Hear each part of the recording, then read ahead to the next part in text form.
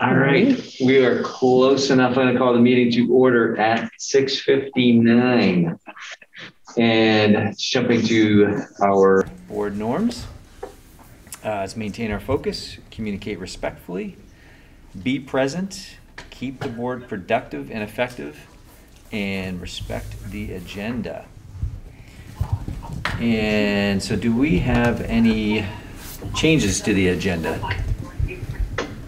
And could somebody go on mute, whoever's out in Zoom land there? I think it might be, well, I won't say. Thank you. Appreciate it. Any changes to the agenda? Anything we missed? No? All right. I don't think we had any correspondence. And just for the members of the public, if there is something that you do not see on the agenda, go ahead and let us know right now, and we can have you speak to it. If not, we'll wait till we get to that point in the agenda.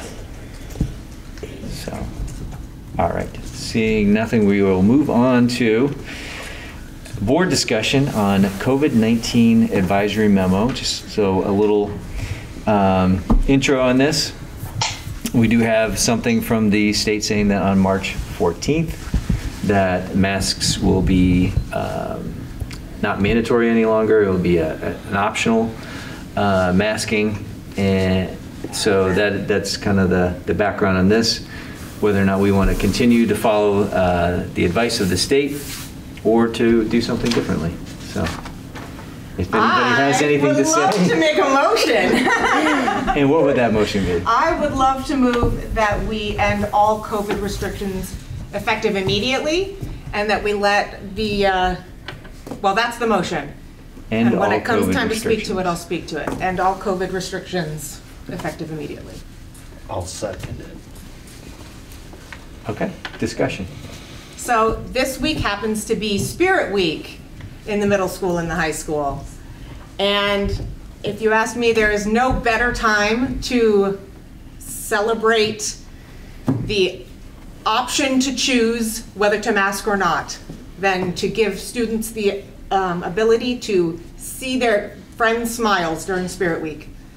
And I would love to not wait a few days. I would love to give that to them when it is still Spirit Week. Thank you, Lindsay. 1 week won't make a difference. Let's get it done. Okay. So what are I'm sorry, I apologize. Bob, go ahead. All right, I just wanted to mention two things. One, I got a text from Bill, just so you guys knew, River Valleys is voted this evening to stay until the 14th, just to stay the course. So I wanted you guys to know that happened.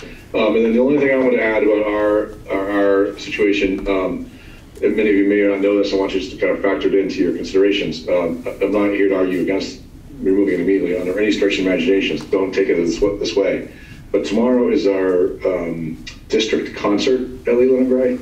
And so we have, I don't know, 40 or 50 or so elementary kids, plus the high school, middle school, all band and chorus, plus family all coming together in the gym for the first real big live performance, in a significant period of time. I would say that it's safe to say that there are people who are concerned about, because musical instrument playing and singing does still project more so than just normal talking. And so if all guidance is removed effective immediately, one concern is that our first event will be the very next day, and there's a lot still unknown about the musical instrument and the singing component of it. So I don't know if there's a second or third option, I guess, other than waiting and doing it immediately, would be potentially to consider doing something maybe effective Wednesday morning, which would get us at least through the concert with the large number of people in the gym. Just something to think about as another option, knowing that this big event is going to be happening tomorrow night at Leland. That's just something for you to think about. Thanks, Bob. Go ahead, Mike. So I was just gonna, what are the other COVID protocols, like the distancing, right, and all that? So the state guidance was just specifically about masks, or it actually said that there was gonna be no COVID protocols, right? Okay, I just wanted to clarify that. Yep. None. I believe the state guidance said that some of the protocols that we currently are still doing don't currently need to be happening. In fact, they have said things like separate playground areas at recess doesn't need to be happening, or separate lunch pods necessarily. But anything that, those things were already not specific to the guidance. Those were just procedural to us.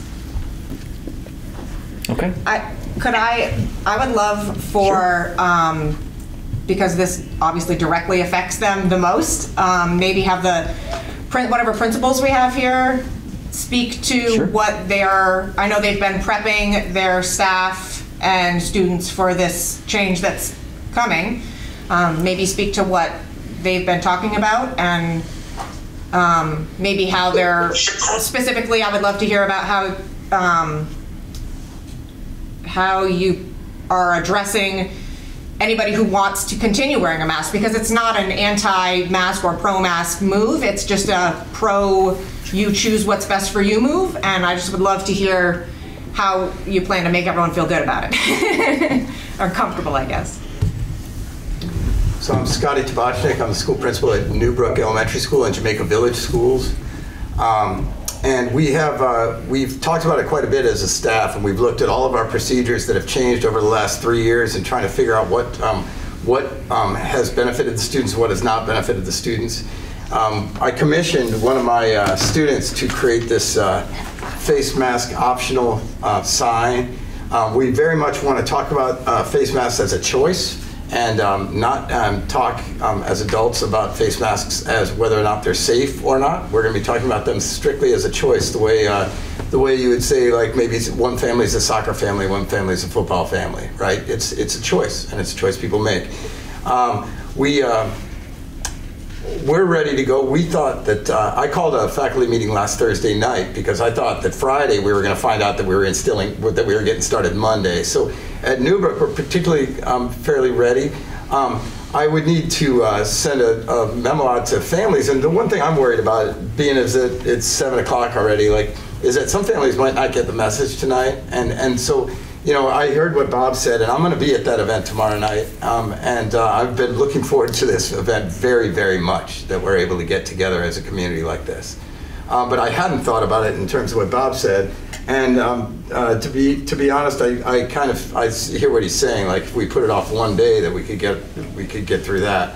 But again, this is a board choice, and I know it's a really hard choice, so I'll defer to you guys to let you make the choice. I will say at Newbrook, we will wait till Monday, because we've got it all mapped out, but we'll wait till Monday. We're going to combine out on the playground, but we're still going to keep the same number of staff, because we want to have the staff stationed in the 3 areas that we have designated, but the kids would be wherever they wanted to be.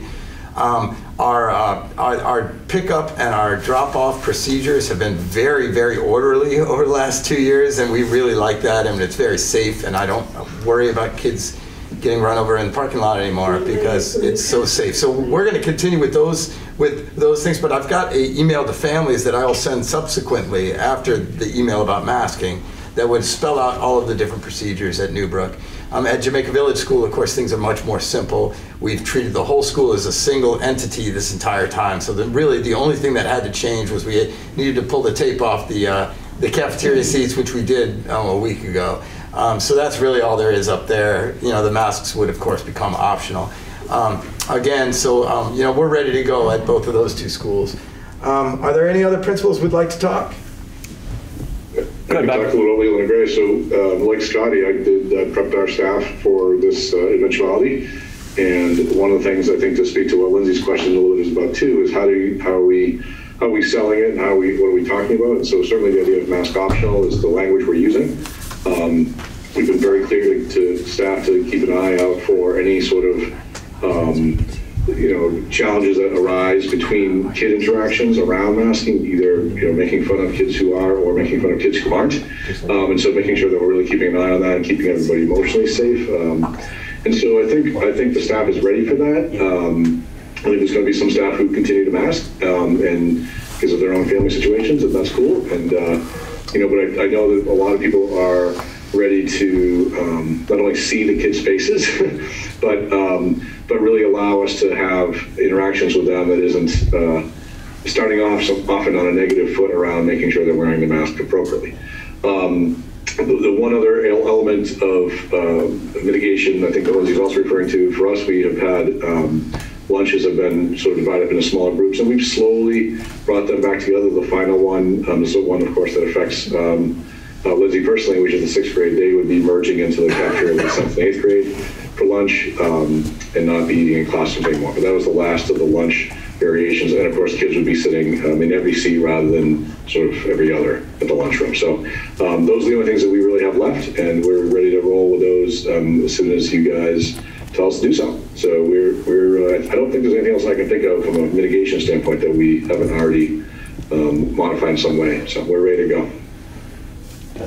Thanks, Bob. I don't think I see Craig out there, so yeah, I'm not sure which order, but we'll go with Ann and then Ken. I'd also like to know from the principals, what have you heard from parents about this? I know that there are a lot of parents who would like to have masking end. Have you heard anything in the opposite direction from parents who are nervous about this? I'm just trying to get a complete picture. Yeah, I personally haven't heard from anybody in either direction in recent times. Obviously, when this first started, there was quite a bit of back and forth, and I've had some very positive and some very negative comments. I think you guys heard some of the nurses' feedback on that a little while ago, a couple months ago. But for me, I've heard nothing in either direction in the last month or so about this. So I have nothing to offer now. Scott, you might have a different perspective at the elementary level. I have heard from both sides. We have families who have elders and people with illnesses in the home, and we have families that are, that are very concerned about their children being masked all day long. So I've really heard both sides of it in the same way I'm sure the board has heard both sides of it. It's very common. What I would say is that I've really been encouraging people to reach out to the board members, and to come to this meeting, to attend if they've got concerns, because this is the place to for those decisions to be made. I talk about myself kind of as a middle manager in those respects, and I say, whatever the board tells me to do, they're my boss, and I enact it. That's my job. So that's kind of where I leave it. Thanks, Scotty. You bet. Go ahead, Ken. You're on mute, Ken. Yeah, no, I had to find it. Oh, sorry. But I kind of agree with Bob as far as the families need to sit down and have a family discussion of what they're going to choose, instead of just saying, this is it tomorrow, because who's ever not at this meeting, they're going to have families that are confused because there's going to be people that are masking, not masking, and either way, it doesn't matter to me which way this goes. But my other question is this even a legal motion? Should we be revisiting the motion of following the guidance? Because this wouldn't be following the guidance. We're saying we're going to stop masking, but yet we still have a motion on the books that says we're going to follow the guidance, and the guidance says next week. I would wait until next week just for the fact of parents need to sit down and talk to the kids, principals need to talk to families, and then let's let it happen. All right, thanks, Ken. Any other discussion before we... Go ahead. I'd say in rebuttal to Ken is the board could have decided at any point to lift restrictions. So really voting on it tonight is no different than waiting another week. I mean, we tried to vote on it 3 weeks ago. So I think this whole time in every board meeting, there was a chance to lift the restrictions. So I think it only got voted on one other time, but I don't see how it's not a motion to just end it. Other districts have already done that a week ago. So really, it's really up to this direct board Right. So, Okay. Go ahead, Bob. Yeah, I was just going to offer a little clarification on the legal piece. I think he's right. You guys made a motion to follow guidance. They were not requirements, so you could just as easily make a motion to not follow guidance, even if that means that you're really following it, but just not all the way through to its end. So I think legally you're good either way, as long as you have a motion to do whatever it is that you do, because the guidance wasn't required in the first place. Motion to suspend following the guidance? So Al, does it need an additional motion or are we good? Clarification? No, I think we're We're good. Okay. Yeah. Yeah.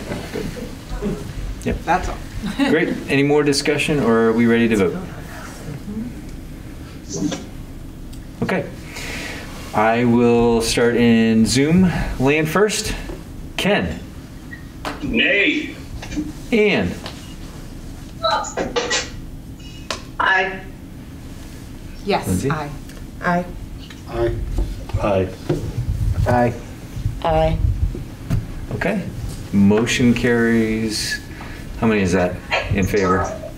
Oh, that was aye. 3, 4, 5, 6, 7 ayes and 1 nay, right? 1, 2, 3, 4, 5, 7, 6, 1, 7 to motion. 1. Okay, motion carries. We are no longer following COVID restrictions. Now I'm putting on blinders. All right, so let's get to the other real reason why we're here tonight, and that's for the long-term planning. So let's start with a communications update. Well, actually, before I get there, I neglected to welcome our newest member, Crystal. Welcome to the board. Congratulations. And also not present tonight, but Joe and Emily were also re-elected, so welcome them back as well. All right, great. So communications update. Suzanne, I think I saw you out there, has been doing a tremendous amount of work for us. Incredible.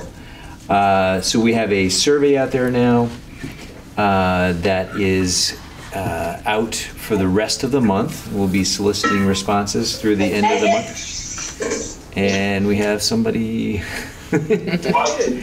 Folks, if you're out there, please mute yourself Thank you.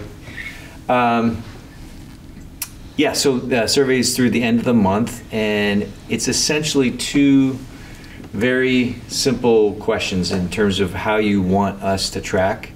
The first one is, do you want us to have a pre-K through 12 here system kind of within the current structure system that we have right now on this campus or campuses that we currently have? Or do you want to have a pre-K through 8 and then have the ability to tuition out 9 through 12 for our high schoolers? And so those are basically the 2 choices. So that's the survey.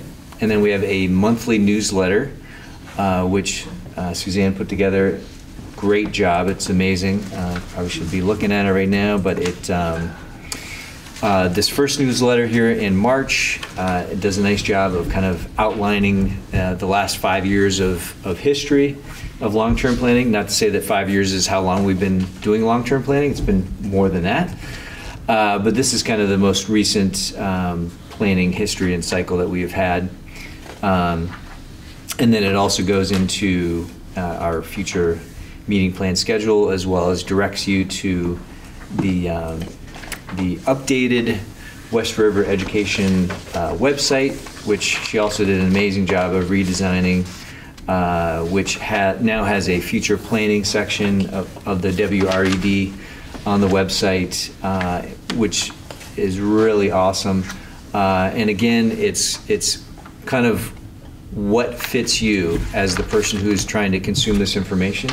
Do you want to drill down deeper and really get into the details? No problem. Suzanne set up links in there. You're able to click through and dive even deeper. But at the very top level, it gives you a nice overview of everything. So that's kind of what we've done for communications update. And Suzanne, since you put this together, I don't know if you wanted to comment on that at all or have anything to add? Thanks, Betty. I don't think so. I think basically the newsletter is supposed to be sort of kind of as surface as possible to make it digestible for people, and then the website will serve as a place to go deeper and will likely change monthly based on what's going on with you guys.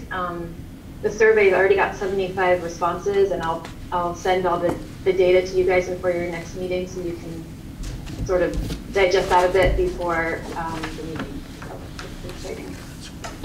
That's great. 75 responses already. That's awesome. Thank you for all your hard work. Appreciate it. All right. So the mission statement draft. I don't know what is the easiest way to, any ideas? Should we be sharing this on the screen so everybody can that might be a good idea. I do That's have good. it written out here, but I don't know how visible that's going to be for Yeah, you should probably share it. Yeah. Scotty, do you have the agenda for tonight? Within the agenda, there is the mission statement, the draft mission statement? No, the digital. Yeah, sorry. Do you have the digital, the stuff that was sent out? Yeah. Perfect. It's What like do you want me to page do with it? Page 4, share page 4. If you can go ahead and I share see. it I see. up there. Yep.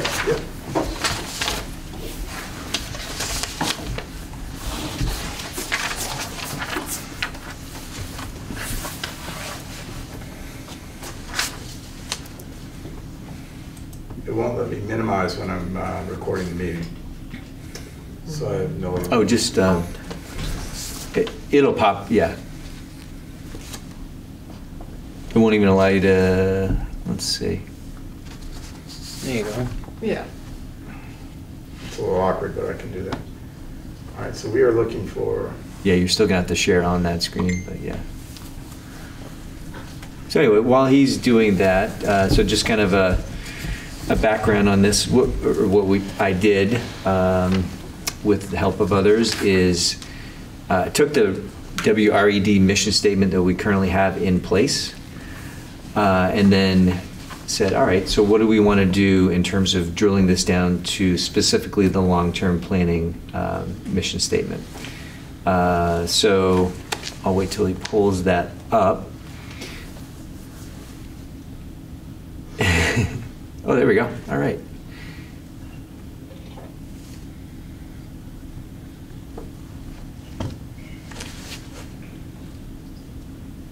All right, perfect. I want to go. So you have to go back to the Zoom. Thank you. Or can they see it? They can all see that right now? They cannot, no. So if you go into the Zoom, Mm-hmm. near the bottom, it should show share screen. There you go. And yeah, just hit the one that, see the one with the blue and green? Bottom left. Left, there Gotcha. you go. Thank you for talking me through that. You got it. There you go, Scotty. All right, so you will not be able to see everybody out in Zoom land, but they will be able to see that. Joe's on.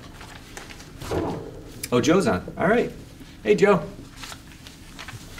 Hello, everybody. Hello. All right, folks, hopefully you can see that. But again, it's our statement, WRED mission statement on the top, and then what we have for a draft on the bottom. And again, this is based on what we discussed last time, and then just kind of trying to distill all of that into a statement. So I'll read it out loud. Hopefully you can see it as well. But it is, building on the core tenets of the WRED mission statement, our board will seek to design a sustainable structure that provides students with an equitable, high-quality educational experience, is fiscally responsible, preserves our core values. We commit ourselves to engaging all stakeholders in this process and building toward consensus for the important decisions that lie ahead. So, any initial thoughts on that?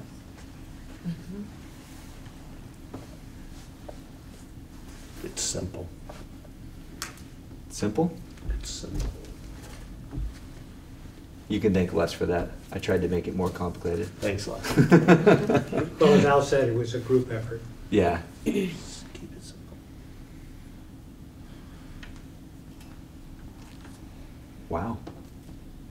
I don't know if that's overwhelming support or. Yes, sir. I just have so the stakeholders would be obviously the community, the parents. I'd say the one issue I could see is kind of what has transpired over the last 8 months. Parents going forward with putting trust in this school district when probably a lot of parents were trying to voice their concerns and felt greatly ignored for a good portion. So that last part of trying to, what is the board or what is this going to do to help gain some of that trust back to parents?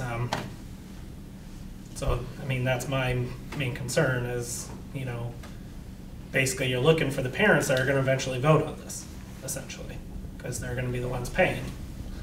So it's just going forward, how can the trust in this district be gained? You know, how can parents be sure that they can trust this district, and especially this plan, or just the education overall? Right. Certainly an important question, but certainly the words that are in front of stakeholders are engaging, right? So, and we just discussed some of the things that we're doing to engage, you know, with the monthly newsletter, the survey, and other means. So yeah, we obviously value the input, and yes, is everybody going to be happy at the end of the day? Are we going to get 100% vote on something? Absolutely not.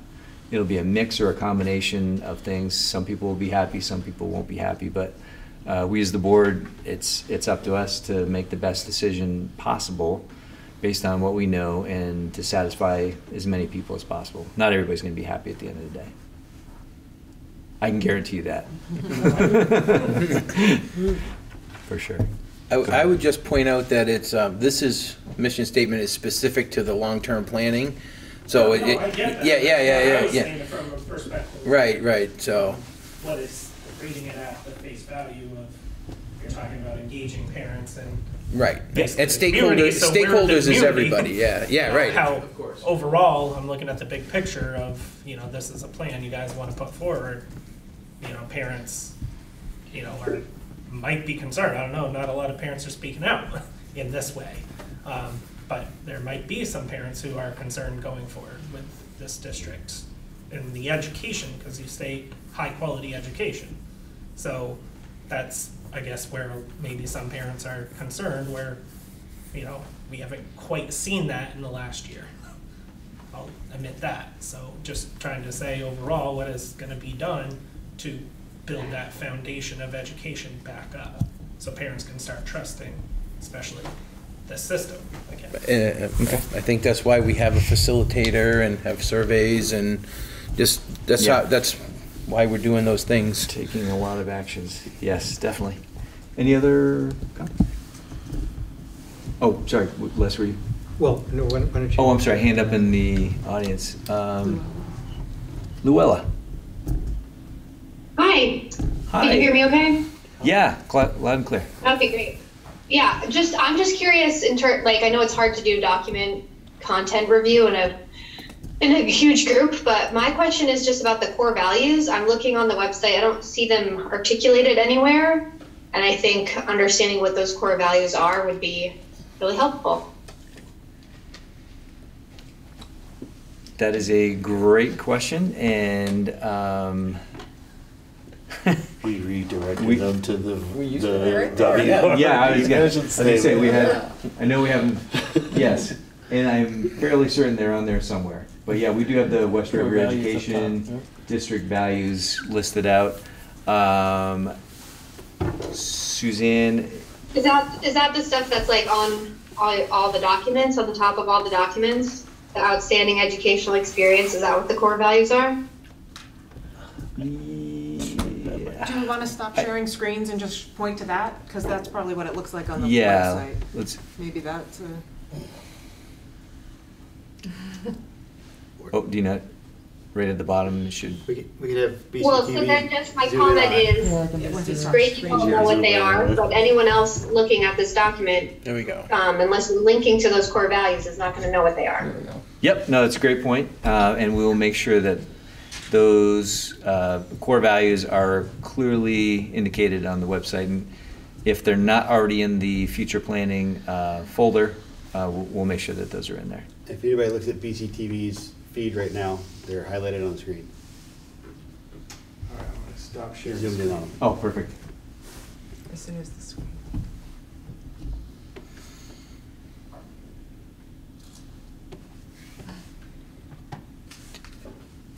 You trying to stop sharing? Yeah. How do I do that? If you go to the bottom of the screen. No. Right. The menu bar popped up on the top for a little bit. That's for the TV. Yeah, 1 second. Help is coming. Just don't ask David to do it.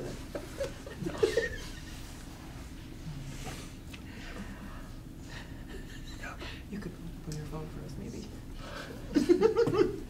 No, don't disconnect, please. There you go. There it is. Are you staring at? We're done now. No, we stopped sharing, so we're good. Yeah, okay. Thank you. All right, sorry about that. We had to take down the screen share. But yes, Luella, we'll go ahead and do that. Were there any other questions out there? Sorry, the folks in Zoom world were minimized, so if anybody else had a hand, please let us know. No, I'm not seeing anything. All right, anybody else from? I see a hand. Oh, you do? Sorry. Fiona.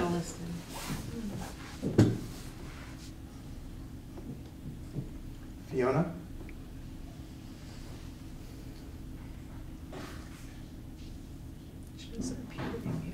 Can't hear you, Fiona. Oh, there. Huh. We don't hear you. She's just in. Hey, Ken, could you unmute and make sure we can hear you? Can you hear me? Yep, hear you. yep, we're good. All right, Fiona, we can't hear you. You are unmuted, but we can't hear you. Really bad service area. Thank you, Ken.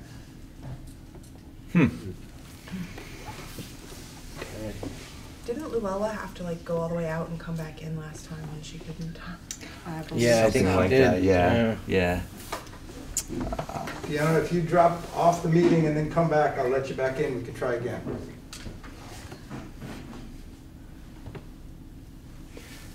All right, well, while we're waiting for Fiona, did anybody else on the board have any thoughts? I mean, sound good, sound bad?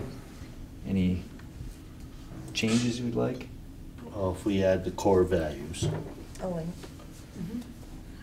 I think what she was, Yeah. oh, under the future plan, right. future Yep. Yeah, we don't need to add it into No, that. no. I think it's good. I'd like to make a motion to accept the mission statement with the The long-term link. planning. mission Yep. statement? Okay. Yep. Okay. Do we have a second? I'll second it. All right, Lindsay. Any discussion? Motion makers? No? Seems good. Got a hand. All right. Fiona's coming back on now, so we might want to ask her. Yeah. Okay. I mean, yeah, but we've got discussion coming up, so that's fine. There she is. We see you, Fiona. Can you hear me now? Yeah. Yeah, hey. Hey. So I'm a little concerned that Luella asked what the core values were and no one could see what the core values are. So I would think it would be really important if we want to keep those core values in mind. They are read at the beginning of each meeting so we can have them, because I don't expect everyone to be able to ramble off the core values.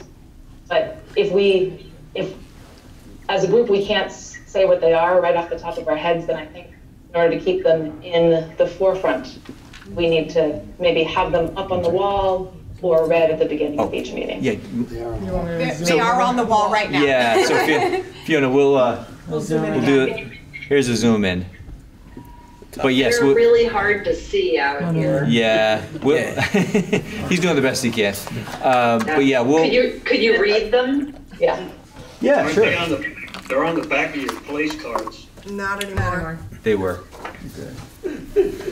All right, so reading them off. High quality instruction for every student. Intervention and support services. Outdoor education and recreation. Family involvement and communication. High quality, healthy, local food for all. School support services, nursing, counseling, etc.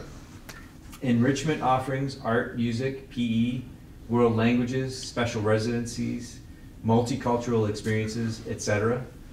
Safety, culture and climate, co-curricular activities and programs, listening and responding to stakeholders and community members, support for transitions into and out of each building and level, transportation for 4-year-olds plus, and winter activities.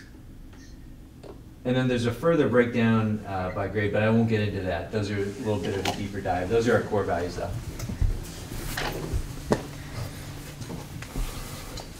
So I can, you bet. And I can certainly, kind of like we read the norms, I can certainly read the core values at the beginning of each meeting if that would be helpful. I think if we, also if we do what we were just talking about with putting the actual link to them inside that, so when you see that on the website, the long-term planning mission statement on the website would have the actual physical click the link to take you to the core values, and then we can. I love it. Yeah, sounds great. Okay. All right, so we have a motion, well, we're in discussion. Any other discussion? All right, seeing none, we'll move to a vote, and I will start with Ken. Aye. Ann. All right, thank you. Lindsay. Aye. Oh, I'm sorry, that's right. Joe. Aye. Lindsay. Aye. Hear that? Aye. Got it, thanks, Joe. Aye. Aye. Aye. Aye. Aye. All right, motion carries unanimously. Thanks, folks. We now have a mission statement for the long-term planning team, us. Okay. At this point, I am going to turn it over to Les for our futures protocol, as he calls it, Back to the Future. Well, thanks, Al.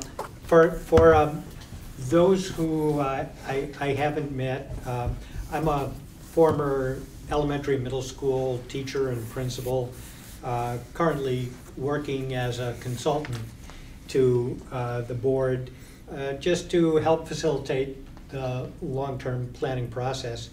And before we jump into the protocol, which I'll explain in a minute, I just wanted to echo Al's comments about the work that was done on the website and the newsletter over the past month.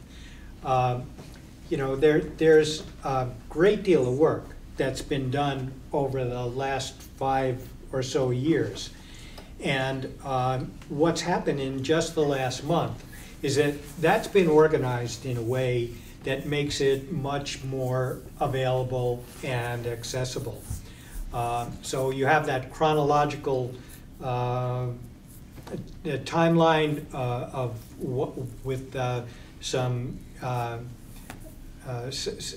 the overview that's happened in each year, and then links to some of the specifics that will help you drill down into the details. And I think that was done with a recognition of the fact that there has been a great deal of work that's been done, but it's not, sometimes you can get lost in the weeds. And although a lot of that information was available on the website, it was hard to find. So part of the commitment that the board made last month and then accomplished between last month and this month was to start putting that in a much more obvious, available, transparent way. And I think in some ways that speaks to the question or comment that this gentleman raised earlier about how parents are going to be involved and how to rebuild trust and so on. And one of the ways to do that is by being above board and open and having all the information out there in a way for everybody to see. And that has to be a motivating factor for the board going forward in order to build the kind of trust and community support that you're going to need to come to the important decisions. So that was an important question, and the board it will have to continue to sort of prove itself over time, which I have no doubt that it will. A couple of other quick things. There has been a lot of information that's been pulled together. What is not necessarily as clear and obvious to folks is what the pros and cons of the various recommendations are, and whether there may be gaps in information that need to be filled. So that's really the job going forward. It's, you know, let's see what's there, let's see what people need, and let's get it and get it out to them so that the community can make an informed choice and be supportive of the decisions that the board comes to. So that's work that can be done. To kind of launch that a little bit, we're going to try a protocol that's called Back to the Future. And it's a way of starting to envision possibilities. And it's kind of a fun way to do it, where you have to suspend belief a little bit. We're going to do something in 3 sections. We're going to imagine what things look like 3 years from now, when you have actually accomplished the things that you wanted to do. You want to provide students with an equitable, high-quality educational experience. And I know this chart isn't necessarily visible to everyone, but I've highlighted a couple things in red here because they're terms that we have to turn into some concrete ideas. So what do we mean when we're talking about an equitable, high-quality educational experience? A structure that's fiscally responsible. Well, what does that look like? What does it mean to be fiscally responsible? And that preserves our core values. So Fiona helped us start paying attention to that, and clearly there has to be some greater transparency around what those core values are. But we can be thinking about that here. So what we're going to do is to think about what this actually looks like 3 years from now. And we're going to talk about it as if it's happening right now. We're going to talk about it in the present tense. So we kind of call it the projected present. And we're going to do this in 2 stages. First, we'll give an opportunity for the board to generate some of their ideas, and then we'll open it to the community and ask the community to generate their ideas. Once we do that, we're going to go back in time to where it all started. Well, where it all started is now, but we're going to talk about it as if it were the past. Oh yeah, I remember we had worked for 5 years and we, had to restructure it because we couldn't come to an agreement, and we had the whole board to, whatever those things are. But we're going to describe the present reality as if it was the past. And the third part of this is going to be So what happened? What helped us bridge from that current reality that was in the past to this new future that we've now described? What were the things that helped us get from here to there? So I'll help to facilitate this as it goes.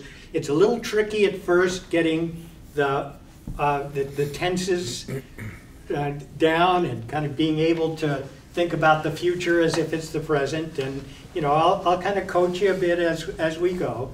But I think you'll have some fun with it and be able to come up with some good ideas at the same time and address some of the things that are important to you. I'm just going to move this chart here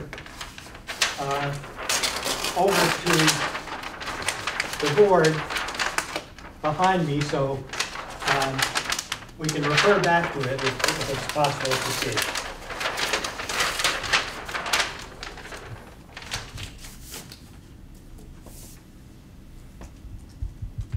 So let's jump in here and take a couple of minutes of think time first. The question is, 3 years from now, what does it look and sound and feel like now that you've been able to accomplish this consolidation or restructuring? And again, think of that in the present tense. So I'll give you a couple of minutes to think.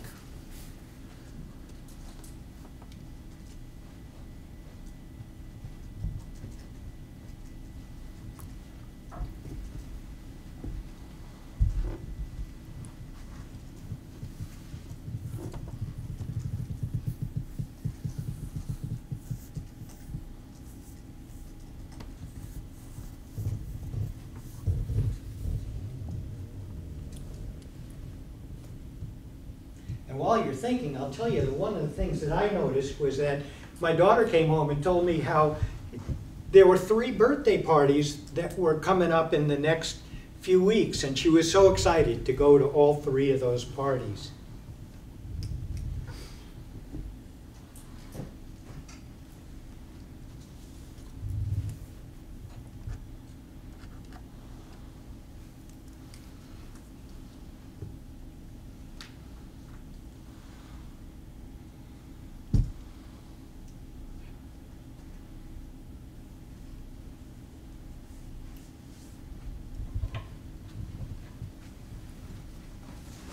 So whenever anybody feels ready, let's jump in. And Scotty, I'll ask you to kind of keep an eye on Zoom and have our board members chime in as they're ready too.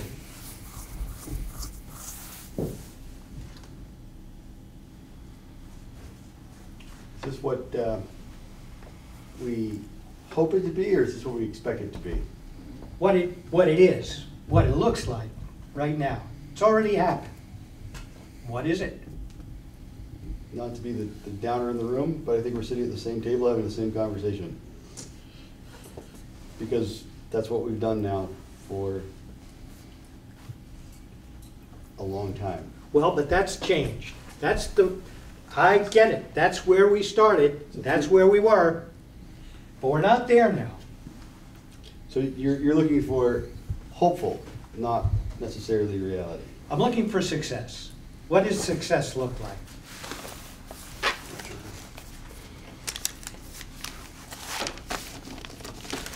So, I mean, the first thing was we actually came to an agreement. We're not doing that anymore.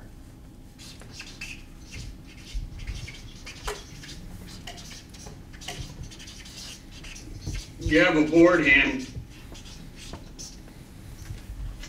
And a time.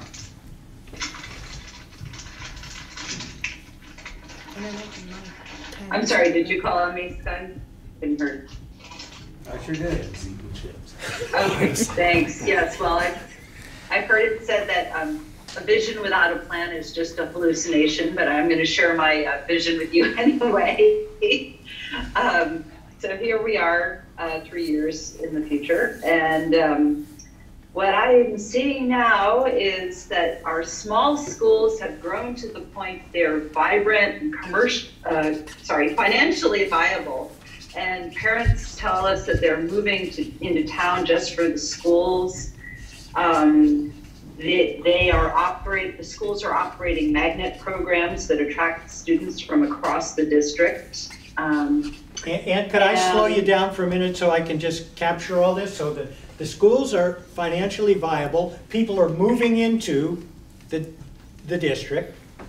Magnet programs. Yeah, and transferring into the specific schools for their magnet programs. And the schools have grown to the point where they're really vibrant. So they're viable and vibrant. Right. Teachers want to teach that their parents want their kids to go there. There are magnet programs. Wow, teachers want to teach here.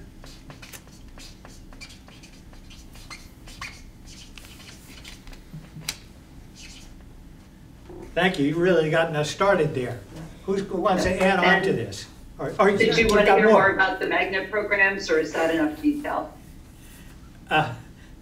Let's hold it there for now. Can jump back in later, but let's get a couple other voices in here. But thank you. We're looking back, we see that we've increased our academic progress for our low income and undeserved students from 1% to 50%. We've increased our test scores from our low income students and undeserved students from 19% to 75%.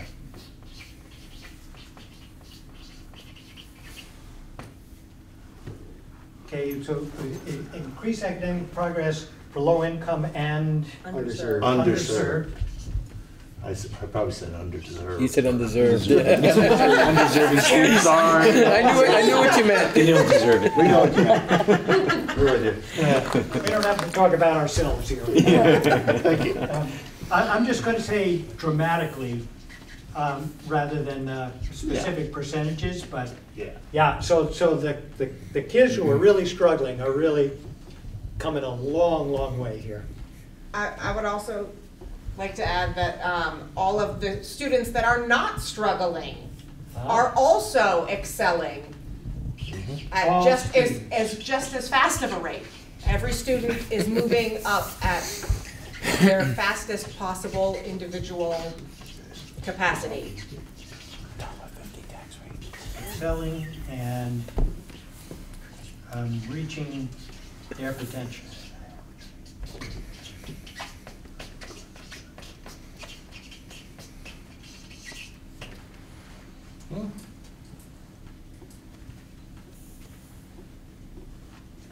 All of our budgets pass on the first try. We've got a dreamer in the room. Yes. Lake will be gone, right? All our kids are above average. Yeah. Budget pass on the first try. I think you're making stuff up. We might as well go all the way.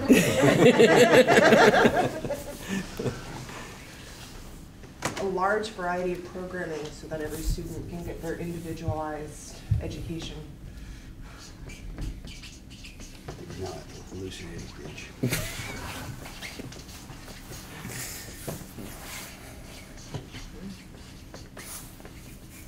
And Leanne? Yes. Yeah. So what are some of the programming that you're talking about? There could be hands-on. I mean, I'm trying to go broad here. Okay. All right. No, we can leave it general. That's good. The Cabot model.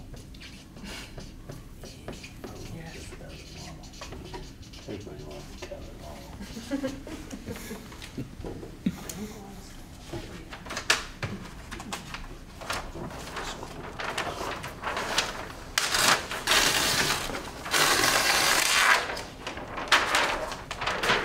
Room for more.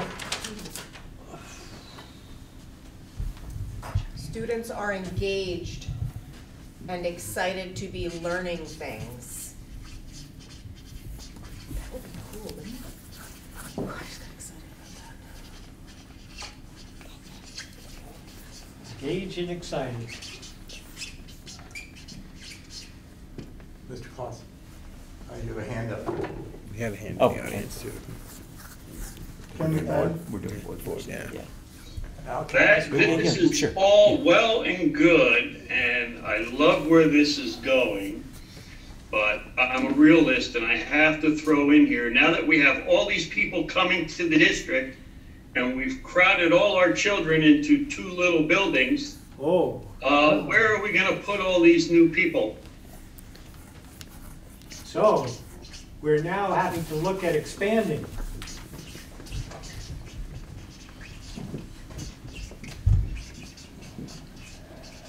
Oh, and by the way, another plus of this vision would be that we have more revenues coming in from outside sources. We're thinking outside the box and getting money into the district and not just out of the taxpayer's pocket.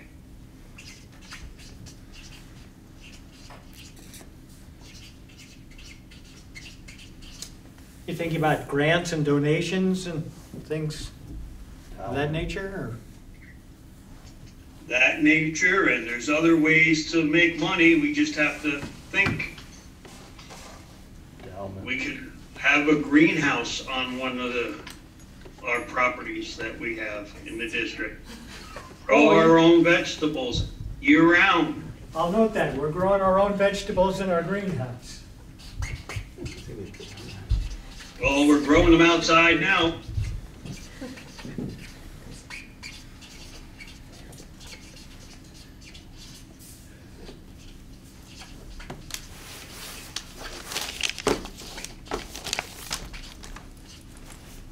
It's looking better all the time.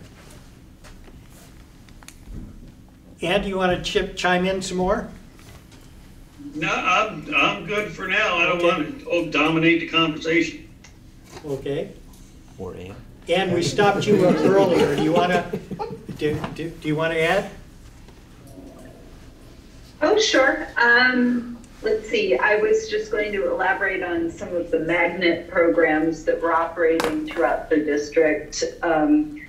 We could see a health careers program, a science academy, an arts academy, a language immersion academy, and perhaps a Montessori program.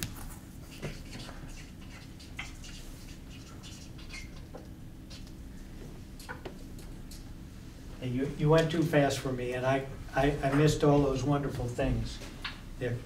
Magnet, arts. Yeah, health careers, science, arts, language. Yeah, and for the littles, maybe a Montessori program. Science, art. Oh, science, arts on that. We could tie in affordable before and after childcare. Thank you, Dean. That it's affordable at this point.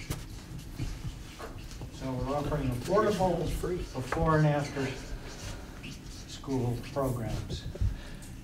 Affordable.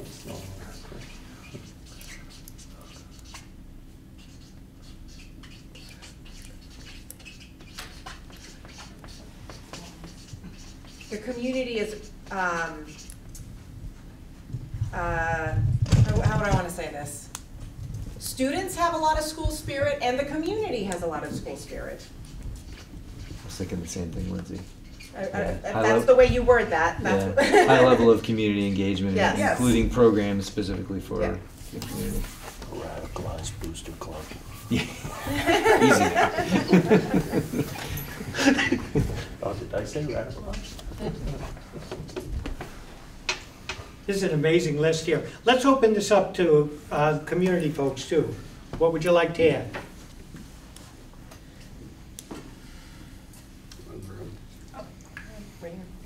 In the room?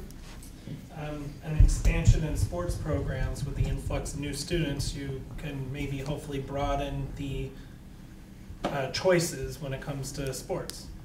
So basically vision a more expansion on sports programs. Okay, I'm missing that, I'm sorry, my hearing is not that good. Oh, was that? Offer more core more sports. Sports. And co-curriculars. Yeah. Thank you.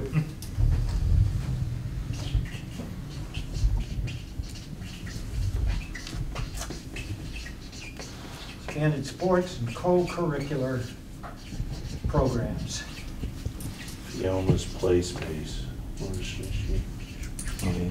That's where she, that's. No hands. Oh, yeah.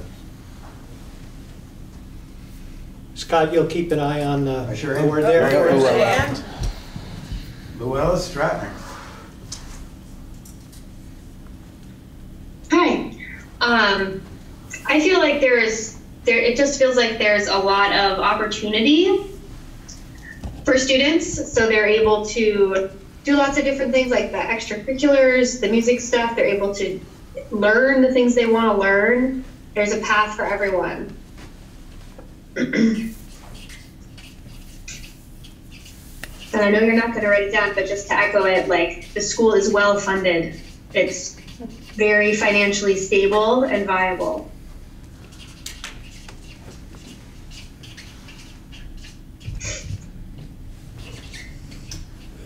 Heather Sperling. Financially stable.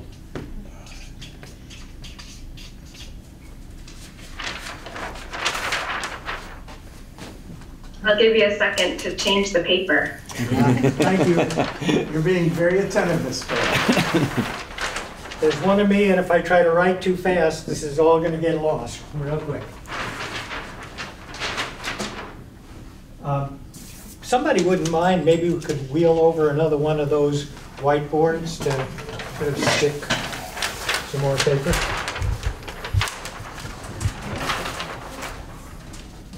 Okay, let's keep going. Okay, I would just like to add that experiential learning is a big part of every school's programming.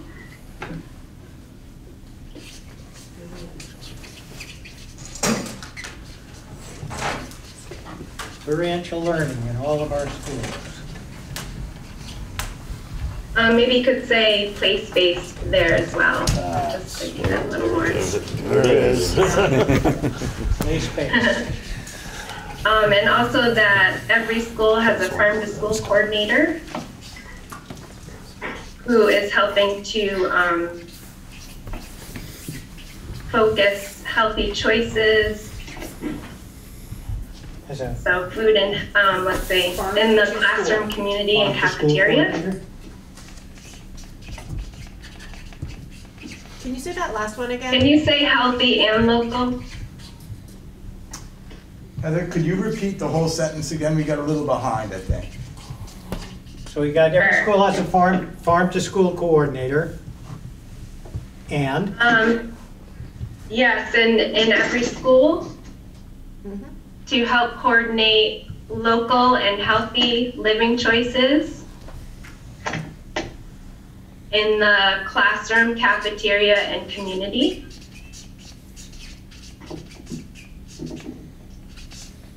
Local and healthy choices. Can I keep going? This is fun. I told you it would be. Just a couple more. That every school, I love the Ken's, oh well, okay, this is the present. We all have a garden in every school, so we're growing food at every school.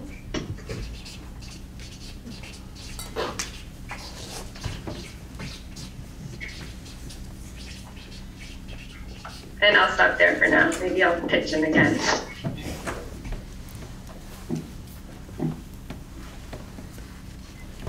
I would like to add that I would like our schools to model for students and to actively teach Vermont lifestyles in order to promote children's hoping to stay in Vermont as they become adults or come back to Vermont if they choose to raise families. That's something that's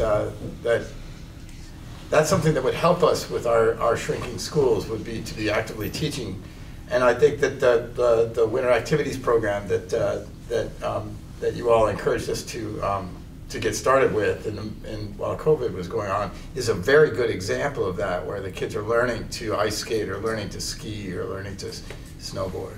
Could you hold on to that thought, because that's going to be really relevant when we get to the third part of all this. Sure. That's exactly the kind of thing we want to be talking about. We'll do Fiona Chevalier.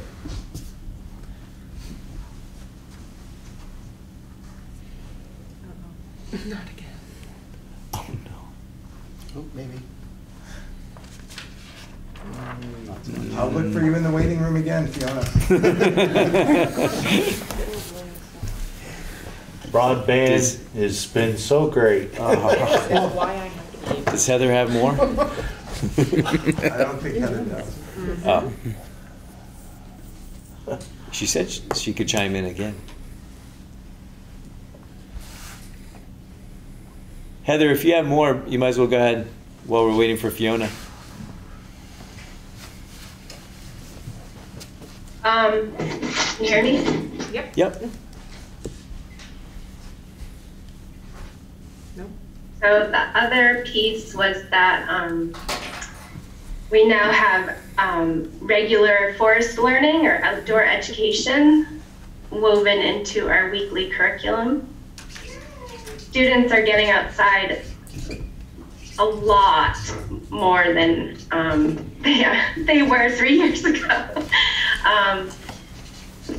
We try to do as much outdoor learning as possible. So all of our campuses have outdoor classrooms so that no matter the weather, we can bring what we need out so that we can be in a healthy and inspiring environment.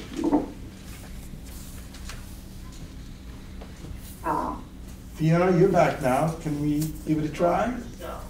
Can you hear me now? Yep. Great. So what's been really helpful is that we've had school choice between not just the RED, but the entire SU, which has helped us been able to manage how populations at our schools, so that allowed us to consolidate some of our schools, and the schools that are no longer 5K to 5 schools are now pre-K and elder facilities there, so that our youngest students can be working with our elder population. So a senior center and a pre-K has joined together, which has been really helpful. So I'm going to need some help with that. Can somebody paraphrase that for me? I can paraphrase that. SU school choice. Go ahead. So SU school choice was one thing. SU school choice allowed us to consolidate in a way that made sure that all of our students did not have to travel far to their schools. And the buildings that are no longer K-5 schools are now pre-K and senior center combined. So the buildings have been repurposed into pre-K and senior centers.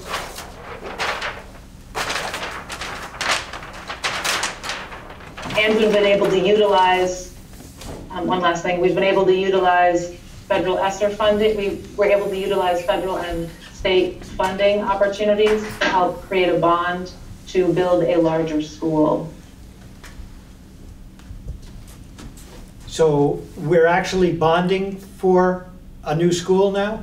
We bonded.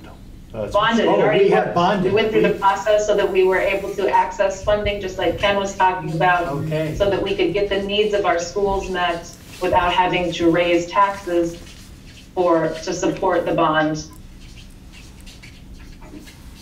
Okay, so we bonded for a new school. Let's hold it there. I think we've got a pretty incredible list here. Scotty, you want to have the last word? We haven't talked about the teachers much, and I would like our school system to be a place that attracted like it is now, a place that attracts high quality teachers. I worry a little bit. I used to worry 3 years ago that there was so much change afoot that we might lose really a high quality staff. But now that we're so solid, our staff feels all the time appreciated and knows what's going to happen the following year due to all of the long-term planning we do, and they feel very safe.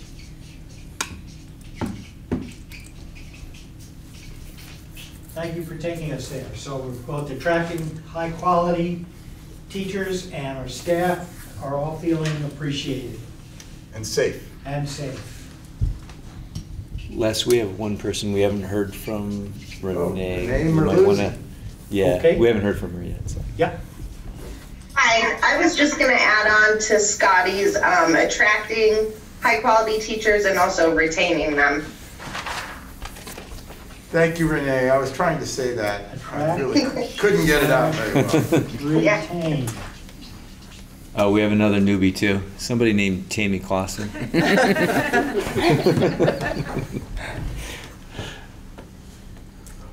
Tammy? Okay, yep, I'm unmuted. So we have buildings that have great air quality, no asbestos, and let's see. The heat works. I think that'll cover it. You don't want to say the heat works? I'd like the air conditioning to work too.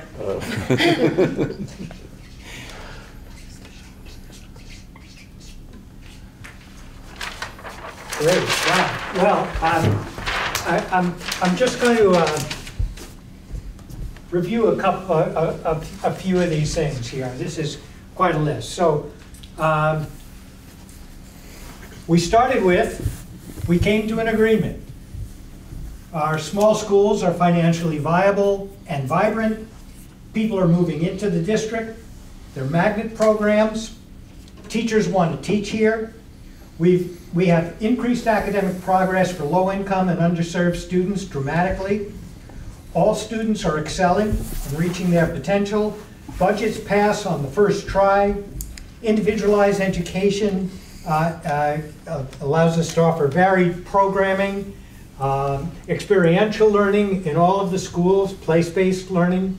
Every school has a farm-to-school coordinator, local healthy choices. We grow food at every school.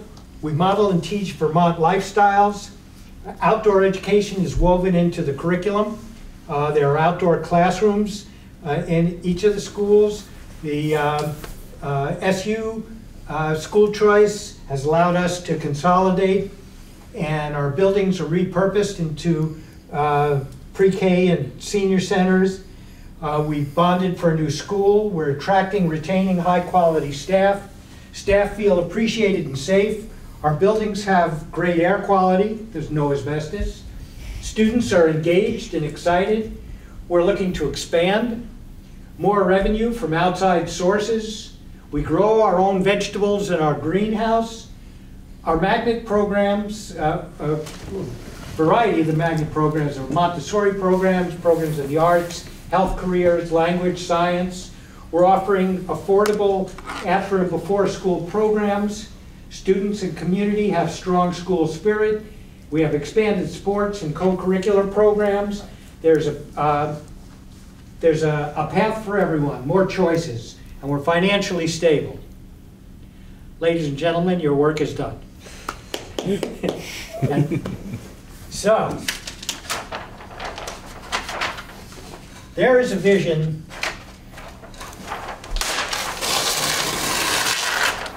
of what things look like 3 years from now. Now, I know it's hard, but think back to where this started. Where were you when you started? And here, we're actually talking about where we are now, but we're describing it as it used to be, as it was. So, one of the things that was mentioned is that you were talking and couldn't come to an agreement. We were stuck. Was that kind of the comment that you had made earlier?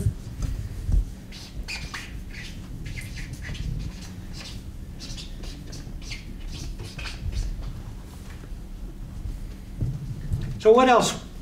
What else was going on?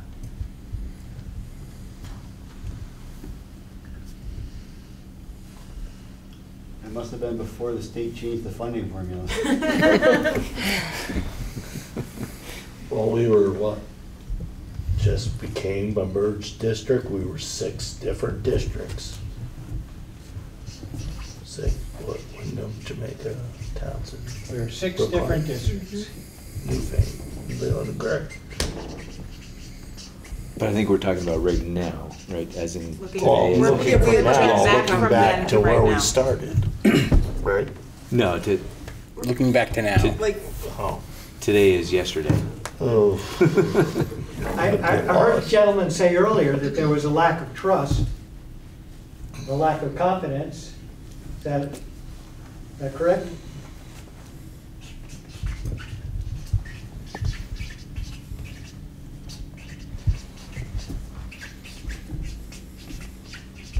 Scotty, do you want to jump in? Sure, I would just say that there's a widely varied student experience across the district.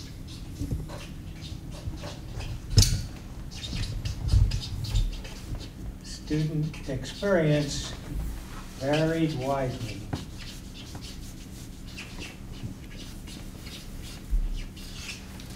I would say if I look back from the future to the present, we're reminded that we didn't used to have programs to offer our children, so that high school seniors didn't have any classes.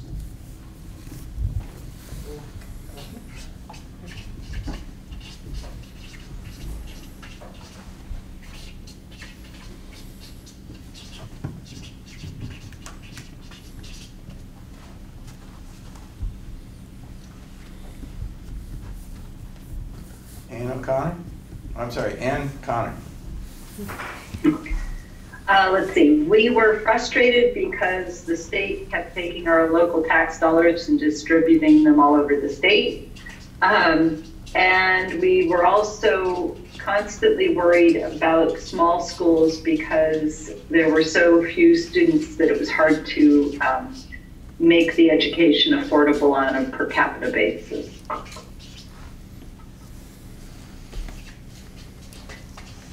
it was also difficult to provide appropriate social and emotional development in our very tiny schools.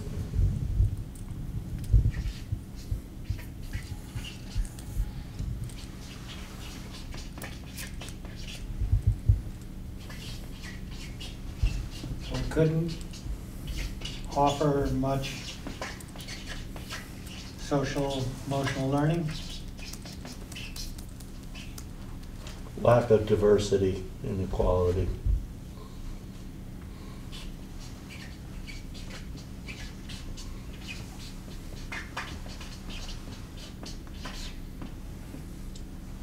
Lack of diversity. I said inequality, but you got it. Lack of diversity would be good.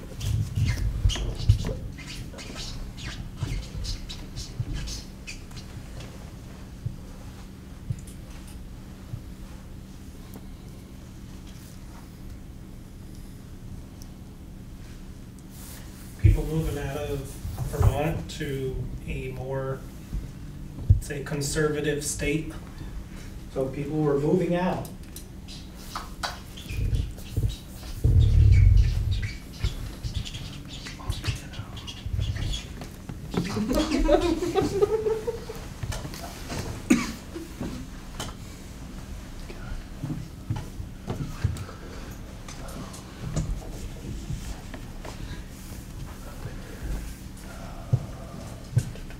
Do we have any of our online board members who want to chime in here?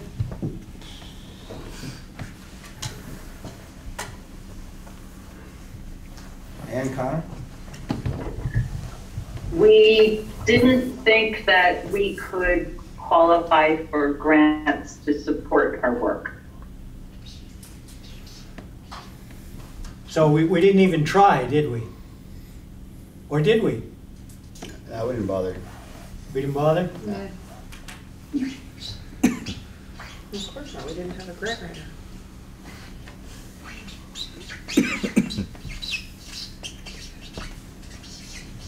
We didn't really address any issues.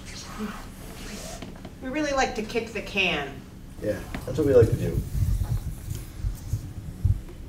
We kick the can down the road to deal with it later on all the things. Everything. Facilities, staffing, programs. Yeah, That's what we used to do. that's what we did back then.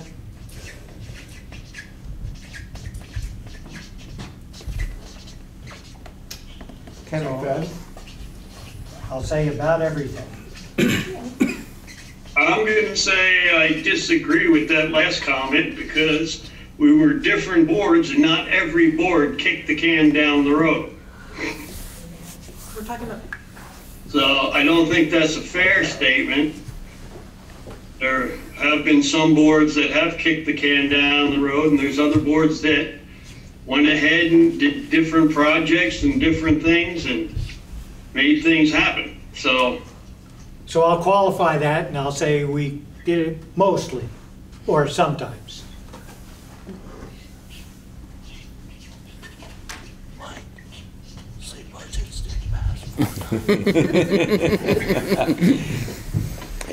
And actually, in the past, one of our priorities was to keep our individualism in the different schools. That was a priority, which apparently no longer is.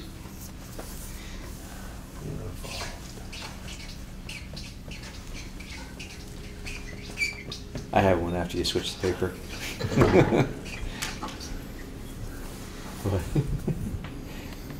Oh, wait till you capture. So I'm gonna say our priority was to identify with individual schools. And Is that close enough? Yep. And also, we still had some parents that didn't trust the board. We'll always have. Well, yeah. We'll always have that. Okay, let's. I just have one more. The state was in the middle of correcting the financial educational Education funding system? funding system. Thank you. Sorry, lost a mid-sentence. Which led to the ability for us to do all of these great things. You didn't like that when I put it out there. What's that? You didn't like it when I put it out there. Okay, so the state was kicking that can down the road and working on it. That's going to be a perpetual. 20 years from now, they're still going to kick it. You're not unique in that way. But Making headway. Some of us have been doing this for a long time. So let's be doing it for a short time. Fiona Chevalier.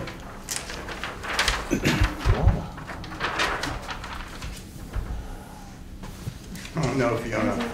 Oh no, All right, again. I'll let you back in. The Wi-Fi back then really sucked. You're right.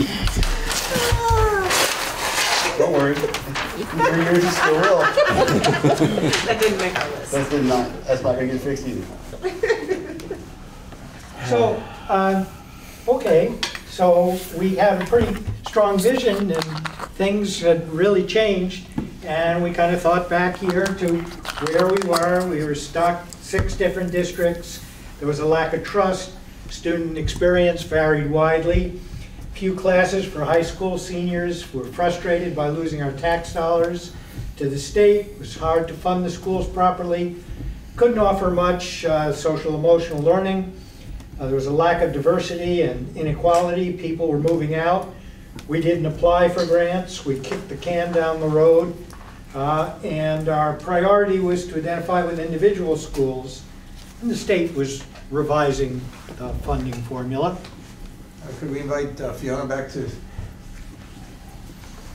We can. All we need to do is move one piece of paper from there to Try here, again. and we can invite everybody. Can you hear me? Yes, we can. There's a lack of communication between stakeholders and the board. There was, wasn't there?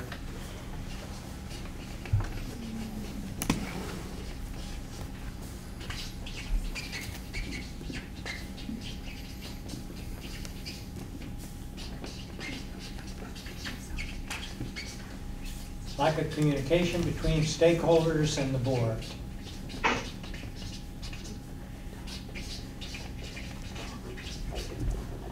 Okay, now that we have a fresh piece of paper, room for a couple more comments.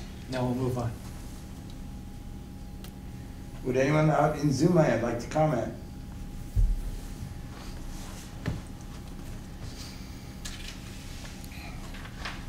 We're good? Okay. So, how did we get from there to here? We had some things that were already mentioned. There was, Scotty, you brought up something about the winter programs. Describe that a little bit. What did we do there? We actively taught our students to enjoy every season in Vermont, to enjoy the work of living in Vermont, especially in the winter, and to enjoy the out of doors all 4 seasons, and to learn how to prepare for them.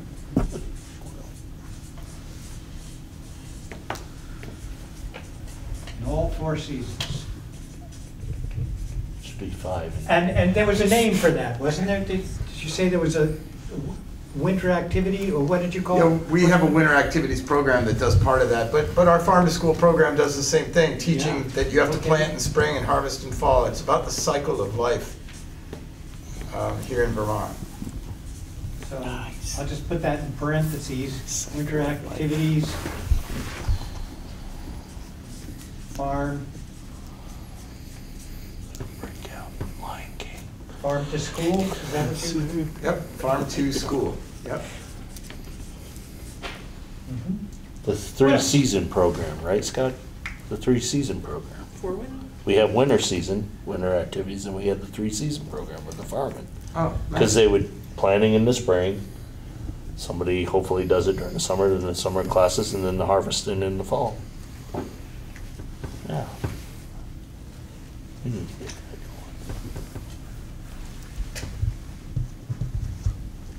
So how we got from the past to the present was a whole lot of grant funding.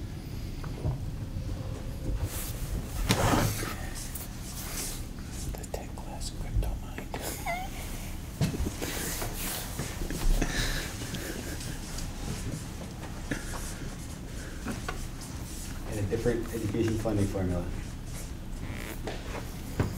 As long as we have our current education funding formula, well-funded schools is not going to be real. Indeed. Well, let's kind of revisit that list and Pupils counted as pupils, 1 to 1. What some of those steps were.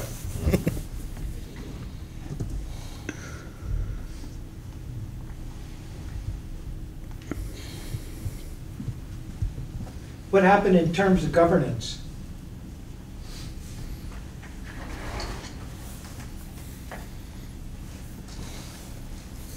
We need to stop siloing our schools.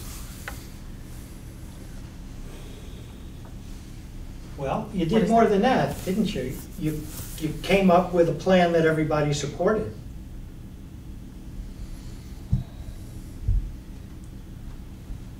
So where you had been stuck,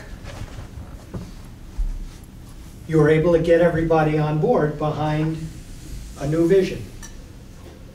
Or at least more than half. I don't think you're going to get, I think Al said it, I don't think you're getting everybody behind any vision.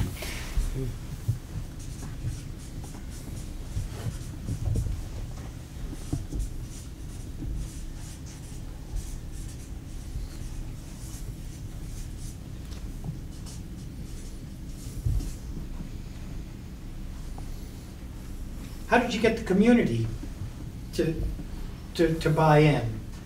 What helped you get unstuck? What made the difference? Communication, outreach, steady stream of information. Okay, so prioritize outreach and communication. And for those that did not support us, at the very least, they understood what we wanted to do. They knew the plan.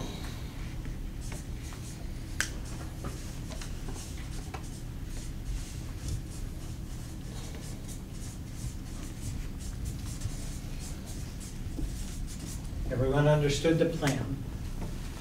The plan made sense. Can I take a hand from Zoom? Renee Merluzzi. Yeah, collaborative decision-making.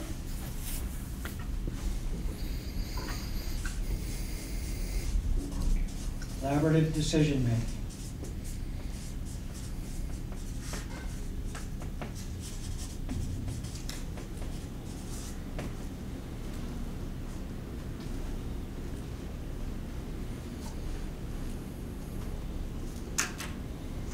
What made the difference for the staff? What flipped that switch? What made that change so that more teachers wanted to work here, more families wanted to move here, people who were here wanted to stay here? How'd that happen? Fiona?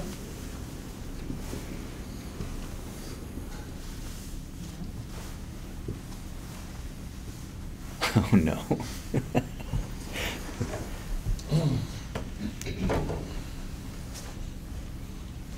Oh, there we go.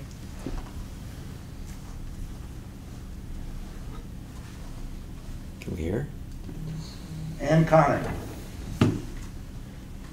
I'm going to go with, we developed such amazing programs that teachers considered it a feather in their cap that they got to teach at our schools, and Scotty Tabachnik had to work overtime fielding all the resumes that were flooding in.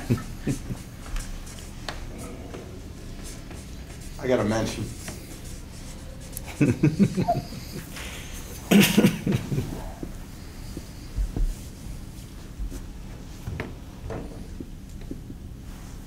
We prioritize students.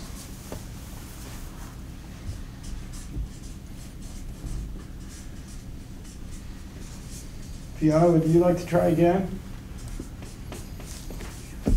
Sure. Can you hear me now? Yep, we can. Yep.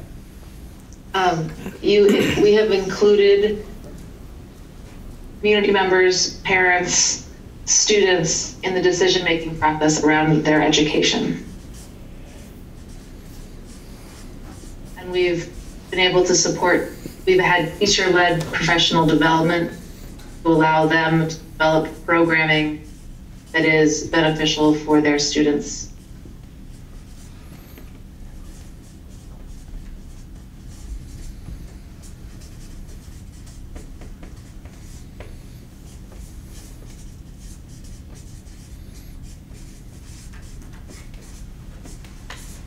Teacher-led professional development. I would say we created truly individualized learning for every student. So we actually figured out what individualized learning meant. But I actually did it too. Cool. That's exciting. Yeah, we didn't just talk about it, we did it.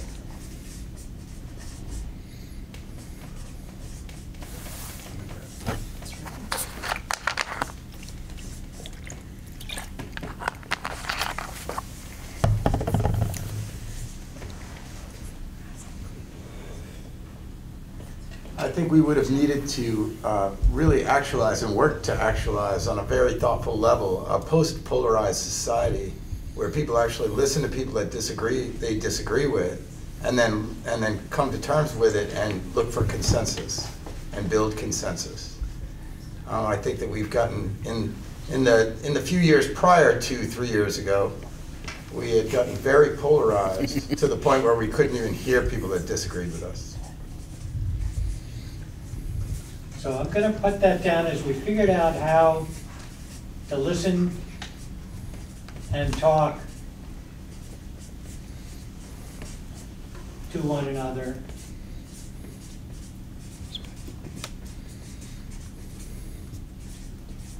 Across differences.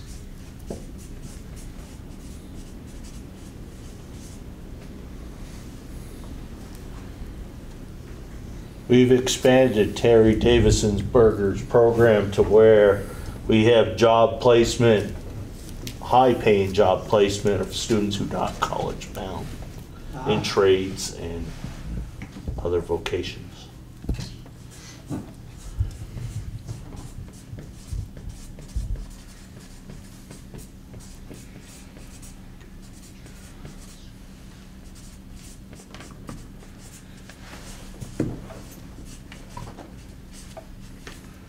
Okay, so I'll make a note. Good pain.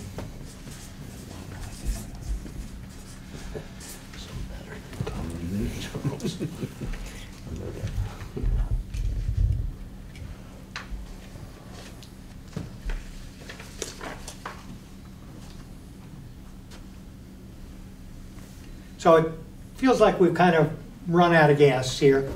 I think we got a pretty strong list. Interesting, wasn't it, how getting into the vision of what things might be is exciting and generated 3 pages worth of notes for us. Figuring out how you get from here to there is a lot more challenging, but not impossible. So I'll put these notes together and kind of get them to Al to get out to the board and kind of circulate them as you see fit.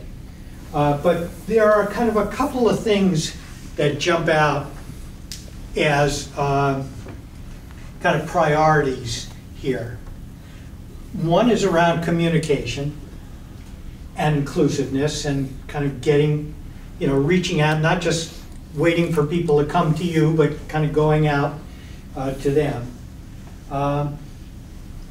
And doing that around the funding issues, figuring out the funding and helping everybody understand what the fiscal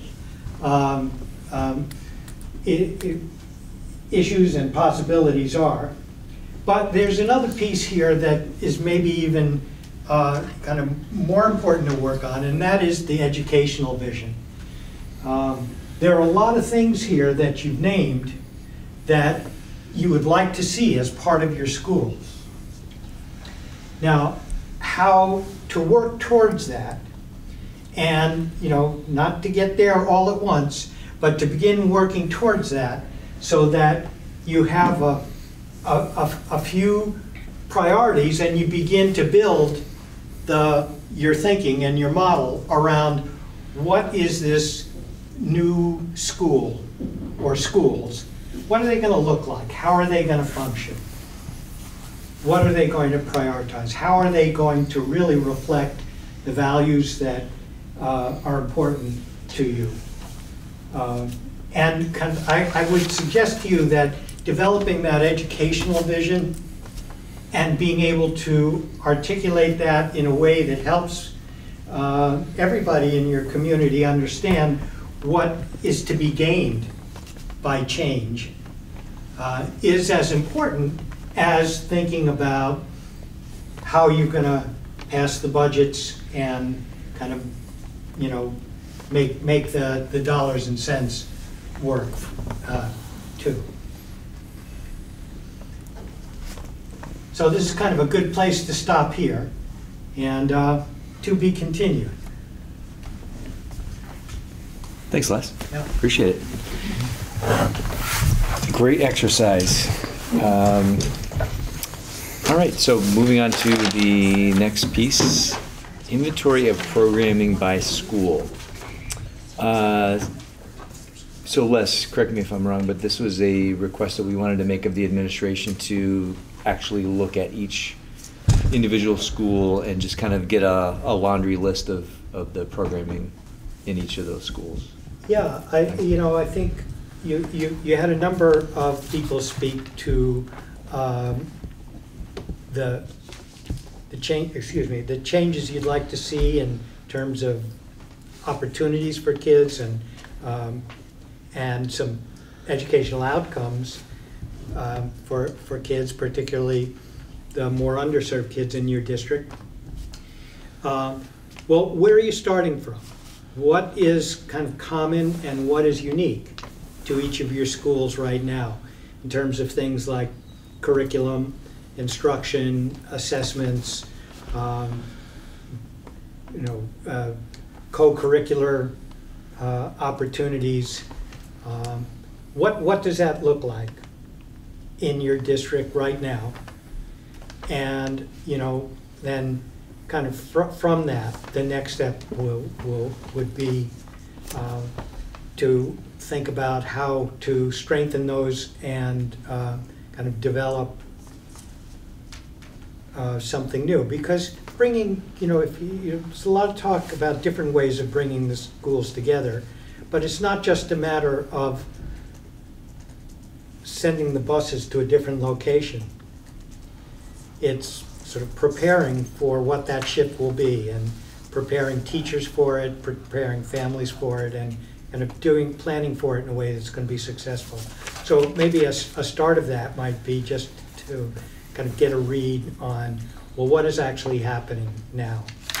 How are you teaching reading in Jamaica versus in Townsend? We have a hand. Oh, she dropped off. Well, Fiona, do you still want to speak? I didn't mean to interrupt what you're doing, but I think that was a wonderful exercise, the 3-year protocol.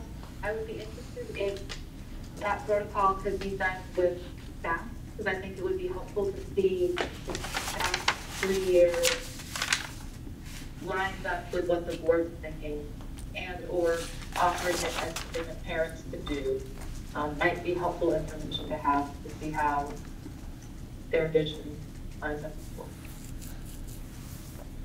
I kind of missed what she said. I think she's saying that the looking into the future, that she would like to see all the staff and families do that, I believe, is what she was. Yeah, what I'm asking is, I think that would be a wonderful exercise to do with the staff, like that could be done at a staff meeting for all of our schools, and perhaps offered to families at each of the schools, now that we can have families back in schools, so that we can do the same process with different stakeholders, see if other stakeholders have the same vision that the board does. Does that make sense? It does. I was looking to see if, oh, there is Bill. Bill, is that something that could be done? We take the direction from the board. So if the board wants us to find a solution to make that happen, the staff one seems to be like it would be easier to pull off. But if that is something the board wants to make happen, I will get together with the other administrators and we will work towards making that happen. What do you folks think? Have the staff do a similar exercise? Feedback from the staff. Lindsay just sent me a question that I would like to get answered during the meeting, so maybe you could ask that question and Bill could answer it. Should we wait? Yeah. Okay. Okay. I mean, I certainly would love to hear other people's ideas. I don't think having ideas has ever been a bad thing. Yeah. Let's hear what everyone has to say. Okay. I mean, right now we've looked at 3/100% of the population. So I know our outreach is far and wide, but don't forget that part of the stakeholders are also not parents. And we rarely ever seek input from those people that are not directly connected to the school, either through staff and staff families or parents of students. But that is, even with all of the staff, their families and the students, that still makes up a very small percentage of the population that is actually voting on and supporting the vision of what the school looks like. That's a good point. We never ask businesses. What's that? We never ask them. Quite often we listen to, the handful of loud vocal people that show up at a board meeting, which quite often is less than 20 or 30 people. Right. And we represent, 5,000. So Yeah. So would it be possible with the survey that already exists, that is on the website for families and community members, to add a chunk, or whether it needs to be a separate survey, I don't need to be involved in that part, but however that works out, add a chunk that maybe is like, what are your top 5 wishes for the future of our district, or however you want to word that, to do basically what we have done in a consolidated form? Because I don't think we need 5 pages from every member of the community, because we wouldn't possibly be able to process that. Right. But if there was something that we could then, categorize those answers. Let me just ask Les. So, Les, is this something that could be done or facilitated on a much larger scale? Like, I'm just envisioning, what if we said, hey, everybody come to the Leland and Gray gym who wants to participate in this, and hopefully capture some of those folks that Drew's talking about, as opposed to just the normal people that we get at board meetings. We love you people at the board meetings, trust me, but just trying to get further out, spread further and wider. What do you think? For our summer things that we were talking about doing, community, like on the common. I think you're gonna have to go find them. I don't think, unless you go to them, you're not gonna hear from them until the proposal's in front of them and they're voting against it. I think a survey is probably the most accessible way to do that, because anybody anywhere can click a link. Even if they don't have internet at home, somebody's gonna, Right. they can go to the library. Like, the option is available to anybody, and then we just spread the word through all of those ways that we've been spreading word, Front Porch Forum and our website and emails and all of the things, tell everybody else to spread the word, and it's just a matter of, do we have the capability of sorting through that data? Right. How big of an audience is this effective with, Les?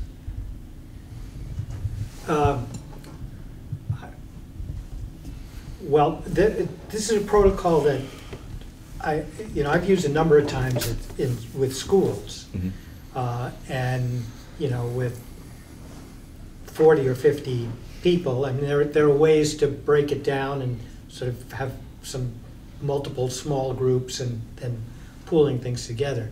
I think the consideration is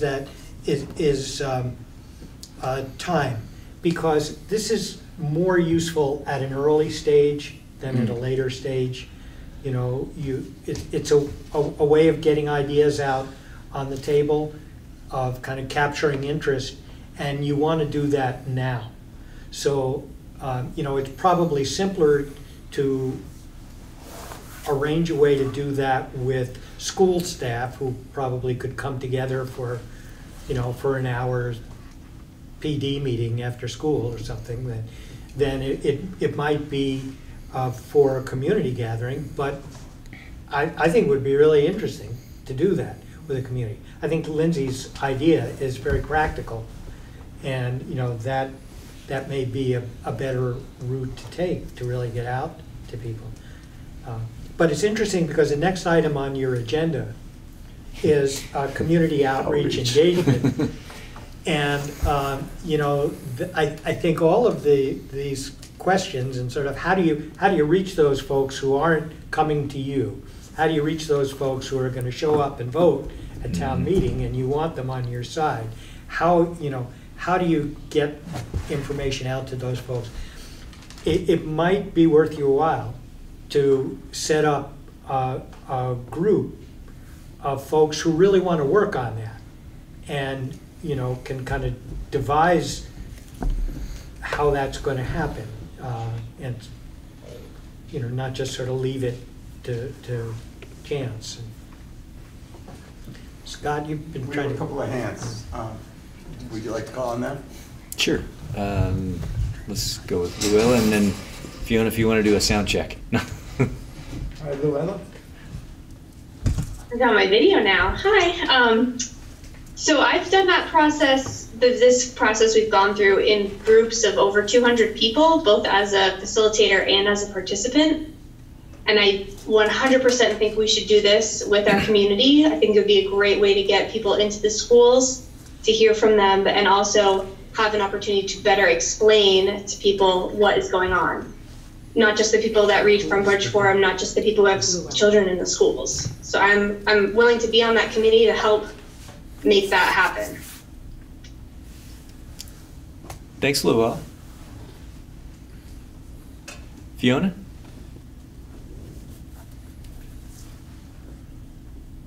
Oh, no. I'm just going to leave her hand up. She's in. She's out. While we're waiting, I thought that this went extremely well and was a really informative thing, and we gathered a lot of ideas and a lot of momentum. What if a couple of you guys got trained to run these, and maybe we could have the hospital host one with their staff, and maybe we could have like another, like a big company that's like Mary Myers host one, you know, and have natural groups that already exist in the community come together, maybe rescue, you know, like maybe those natural groupings that already exist could help you to get people to unite and to work on it with us, you know. It's just an idea. Renee Merluzzi. Yeah, I was just going to say, I think the benefit of this protocol is doing it together. So I agree with Luella about being able to come together as some groups or as schools or in the community. I just don't think you get the same effect when it's like an online survey with just your thoughts going into it. So, well, could it be both and, you know, rather than either or? Yeah. But it sounds like you have somebody in the room who has done this and has some skills with it and would be a great partner in this.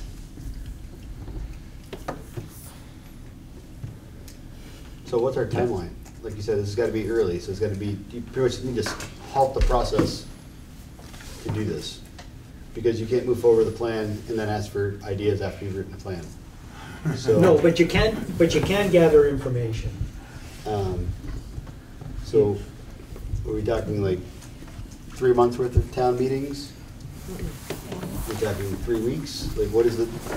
Because well, it's got to be the timeline is going to be chewed up pretty quick. The board is committed to doing something before next fall, for the budget season, which means you got a timeline that's about this big.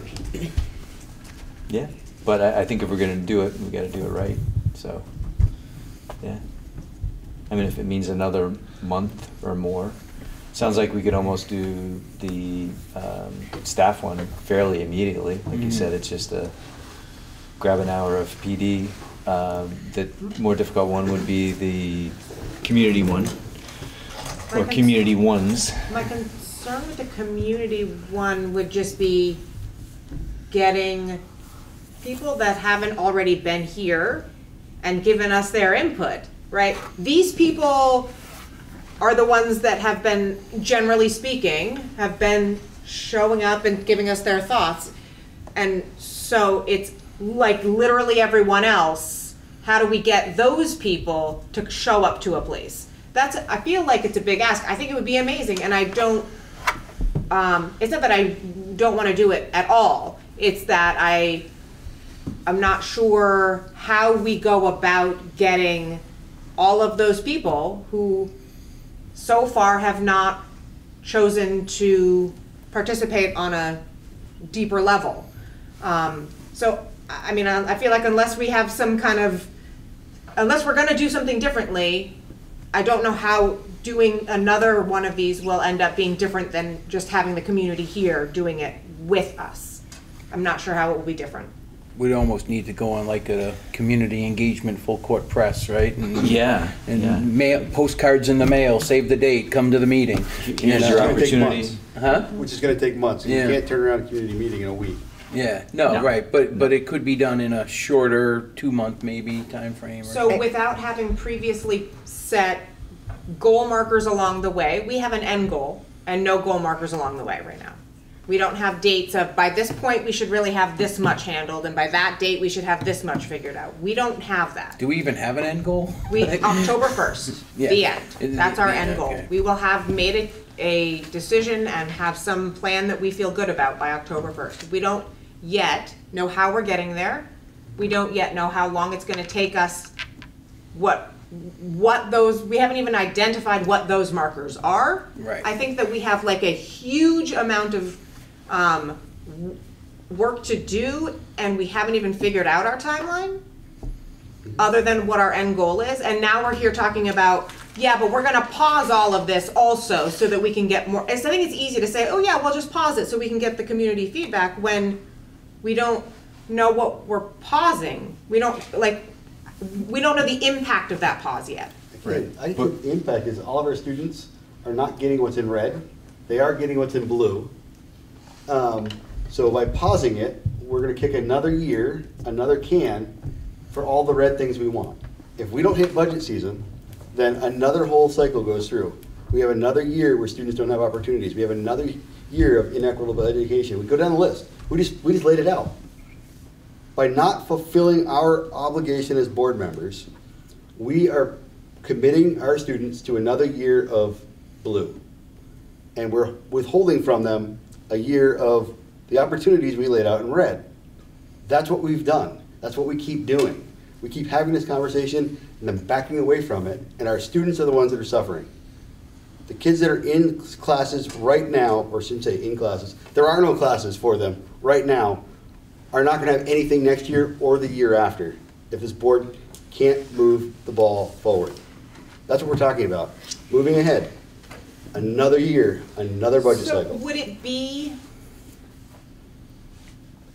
like, I'm all in on the staff doing this because that's easy and we have control of that. And that's really good feedback. That's really good feedback. Because I don't think we have a mechanism. Oh, there it went. There's a severe thunderstorm.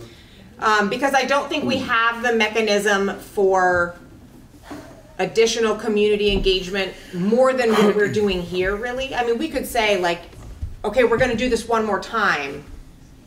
In 2 weeks, come and we're going to do this again. And here's what we came up with before, and this is how we could really, we want everyone to show up. But I really am fearful about what's going to happen if we pause everything we're doing. And then don't end up with a huge change of community involvement anyway. Right. It's definitely a balancing act. So maybe we'd say, all right, our next long-term planning meeting, April 4th, we had a kickoff here. We've had the staff weigh in. Anybody who wants to weigh in, now is your opportunity. Please come in person if you can. And if not, maybe we'd make some truncated version available as a survey. And I know it's not ideal, and I know it's not the same effect as being here and getting excited about it, but if you can't be here, I still want to hear what you have to say. Right, right. Back to Les's both and. Yeah. I think we have a different issue though. Like, so we have a date that we have a target, but we don't really have an end goal. Right, the end, like if we were going to start with the end goal and work backwards, what's that end goal? Is it fiscally responsible schools, or is it addressing all the inequities and giving the, you know, like there's this, we have to sort that out, I think, as a group. Right. And figure out what is the specific end goal. And if we're looking out 10 years, we're not going to solve, you know, it in the next budget cycle. This is a multi-year budget cycle. You know, I think we can all appreciate Drew's urgency around this, and you know, if we could, we'd want to snap our fingers and, you know, have things different tomorrow. But what if you were to think of next year as a transitional year, and so for October, you have a vision and you kind of agreed on what you're going to do in terms of organization. But then the actual mechanics of getting there is what happens over the course of next year. And you can start some things and maybe start to impact some opportunities for kids. But you're also really building the ground, doing the groundwork and kind of building the foundation so that when you do make that shift, it becomes successful. So maybe there's no change in where kids are going to school or minor changes for next year. I won't say we're already no. past next year. Keep in mind, we already set our budget for next year. Next year So is already happening. 23 is already done. Yeah. Now we're talking about setting budget year 24, which means the first opportunity for improved educational opportunities will be 2025. That's assuming we get our crap together now. The best we can do for our kids is 2025. Like, let's be realistic. We're talking about the entire high school being gone, like moving out of our building before we get anything accomplished. Those kids that we are gypping right now, those test scores that we mentioned earlier, those underserved kids, that entire cohort is going to be moving out before we get anything done. That doesn't bother anybody else. And we're talking about being okay with that. We're just going to write off an entire cohort of high school students and not offer them what we know we could offer them because we're unwilling to move this process. To me, it's just like, and unfortunately I've been sitting on this board long enough to have watched this go through this since 2016, you have on your paper, but way before that. We've robbed kids after kids after kids of educational opportunities, and we have asked the taxpayers for more and more and more financial resources to cover that. And we've done nothing to improve it. And now we're going to watch another entire 4-year high school cohort come and go, and we're not going to offer them anything in red because we don't want to do the work. It bothers me. I think this board is not doing what the public has asked us to do. And I don't think we should push it. I think we should make sure that we should have done it before. We should have done it the last 3 times we went through this process.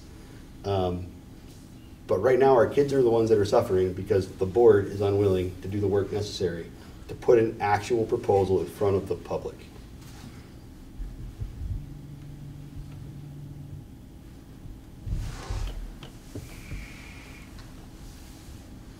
Fiona?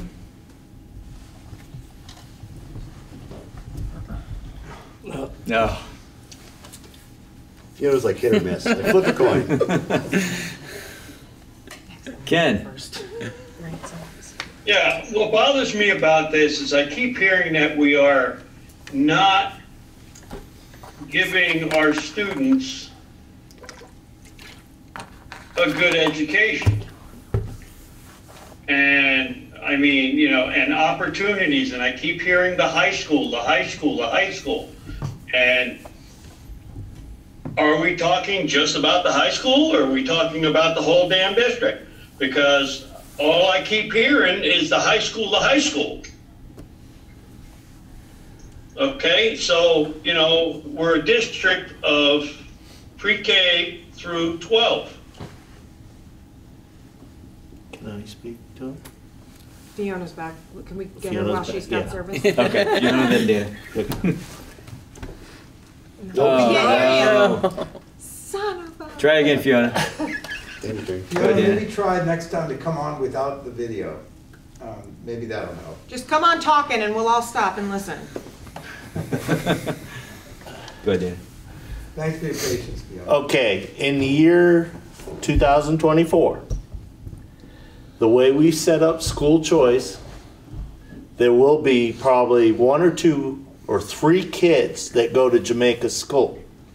So basically, that's not going to be feasible to keep the Jamaica Village School open with up to around 5 kids. So we're going to have to shift those kids to the 2 grade schools. Now, the problem that I don't think is with the grade schools. I've looked up ratings online at different organizations. Right now, our high school's got a big problem. We're lacking in diversity. We're lacking on our lower and underdeserved kids, or underserved kids. They all deserve. Our test scores, yeah, we have a high graduation rate, but kids coming out and going a full 4 years, 80%, maybe less than that. We got some areas to improve in our high school. Our grade schools are doing pretty good. Townsend has one of the highest scores in ratings. I've tried, I'm looking at these ratings and I'm researching through the internet. Some of them are based off real estate sites. But then I've looked for other sites that give ranking. Out of 48 high schools, we're number 46 in this state. Number 1 is South Burlington. No wonder, that's where all our tax dollars go. So I'd like to see our high school, I'd love to keep our little high school, and I'd love to be able to get it at least up into the 30s or 20s and get out of the number 46 out of 48. So yeah, Ken, we are talking about the high school a little bit and how we're ranked. That makes a big difference when people look at real estate and they're looking to come here. Well, they look at the school and they find some other place to go. Our grade schools are fantastic. They're doing well. Unfortunately, Jamaica does not have enough school population to really keep it open. So somehow the grade school administrators are going to probably have to come up with I think you guys were devising a model of pre-K through 2 and then a 3 through 5 model. Well, that's what's in play right now, and we and the board voted to keep that same model for next year. So after the budget passes, we'll be posting a position. Okay. So in come 224, a change that will be the status quo. More than likely, there will be no Jamaica Village School. You just can't do that to the kids. 1 or 2 teachers, it's not fair. Socially developing and thing. Unless we do away with the school choice. And I don't think you guys we're not gonna renege on that. So bring the kids back to Jamaica. It's just by the process that we offer pre-K in Townsend and not in Jamaica, the kids start their school year in Townsend. They don't go back. They're not going to give up what they already know, their friends and stuff, that they develop from pre-K and they go right into 1. I mean, that's why I push for the 1 campus model. So that way all the kids are in 1 and they experience the 1 transition and then we move over to here. I understand there's some concern about big kids and little kids, and I totally get that. But I agree with Drew. We're going to have to do something sooner than later. Feasibly we can't, financially we cannot keep going the way we're going with the 4 schools or with the 2 schools or the 3 schools. We got to figure it out. And we got to do it now. And we got to improve on our ratings that I find on the internet. So I'm done. I'm off my bandstand. All right. Thanks, Dan. Can we call on Fiona now? Yep. Fiona, you want to give it a try? All right.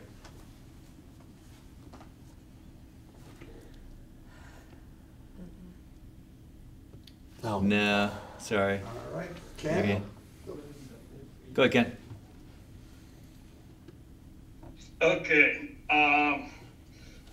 As far as Jamaica Village School goes, the board cannot close down a school. Right. Yeah, Let's get that straight. Right. So I keep hearing, every once in a while I hear it, about there's going to be so little students in the school. And I've said this before and I'll say it again. And please listen to what I'm saying so it doesn't get put in the paper that Ken McFadden said this and I have half of Jamaica chasing me down the road again. They'll chase me, Ken. That's good. Let them chase you. They won't have as far to run. Yes.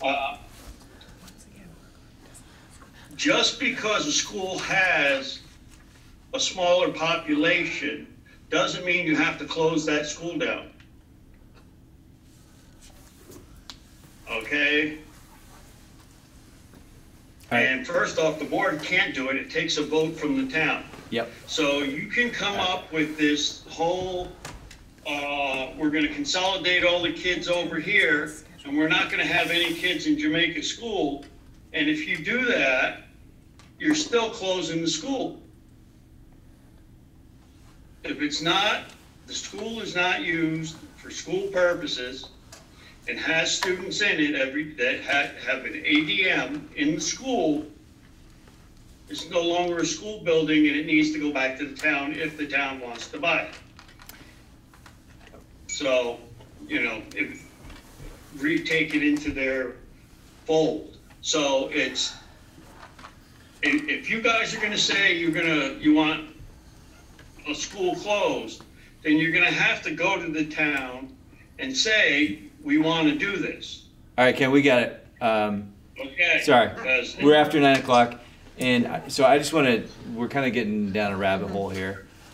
I just want to tie off on the, what we had talked about in terms of getting with the staff, and then for the next meeting, having that, you know, the big community outreach, probably have Suzanne get involved and just spread it out as much as possible. And then do the same thing with folks, hopefully some more folks, and then we can tie off there. Is that, you know, so that would be 4 weeks from now. Is it possible to do it at our next regular meeting? Just next week? Is it next 2 weeks, right? No, that's the annual meeting. Oh, it's the annual meeting. It's the annual meeting. We can't do it at the annual meeting. Yeah, that might be a little tight. Okay, fair enough. I was gonna say, do your survey during the annual. But yeah, we could do the survey in the middle, right? So does that make sense, Les, you think? So next, we could, between now and then, have a survey out to everybody. We could have the staff meet similar to this, and then on the 4th, April 4th, regroup and do the same thing, hopefully with a broader audience. Yeah, I think it would be helpful to have a couple of people who are willing to put that survey together. And I can put these notes together for you and sure, do that in the next couple of days, but. Okay. Yeah, we could do that.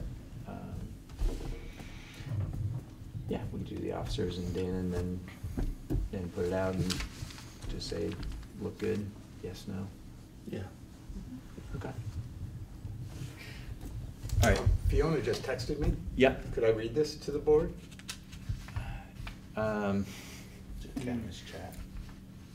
It's yeah. Correspondence. Yeah. Correspondence. She just says that we could get a community meeting to do so, to do the protocol in 3 weeks before the next meeting. She'd be happy to organize it. It doesn't need to hold anything up. The community at large would love to see the school board asking to be part of visioning. Thank you, Fiona. Yeah. Can we do that? Just have it be the next meeting? Does that make sense? I mean, it's the same result. Maybe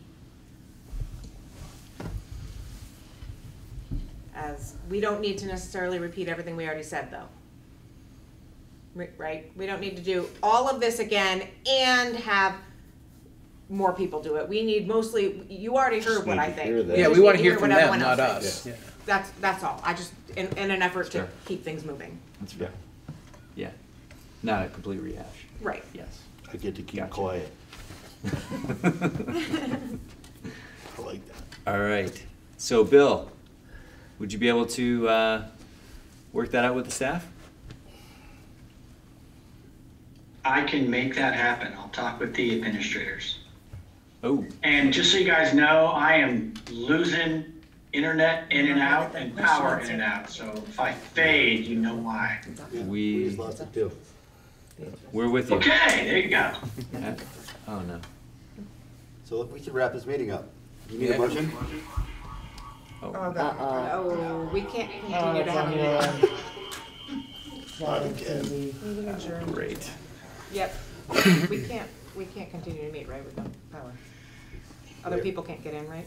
We have enough, we have enough votes to close the meeting, and we'll take up the minutes at our next meeting. Don't we have an executive session? Yeah, We do. we do. I need a little I'd prefer to feedback. get to that. Then you can't make that motion. We can make a motion to go into executive session. If we're- Adjourn. Need it real quick. Can we get it back on? I mean, it's on my end. I think the TV just turned off. Yeah, the TV. Oh, was so just the power. We're still in. Oh, okay. We're still good. Okay. Just gotta re-energize the TV.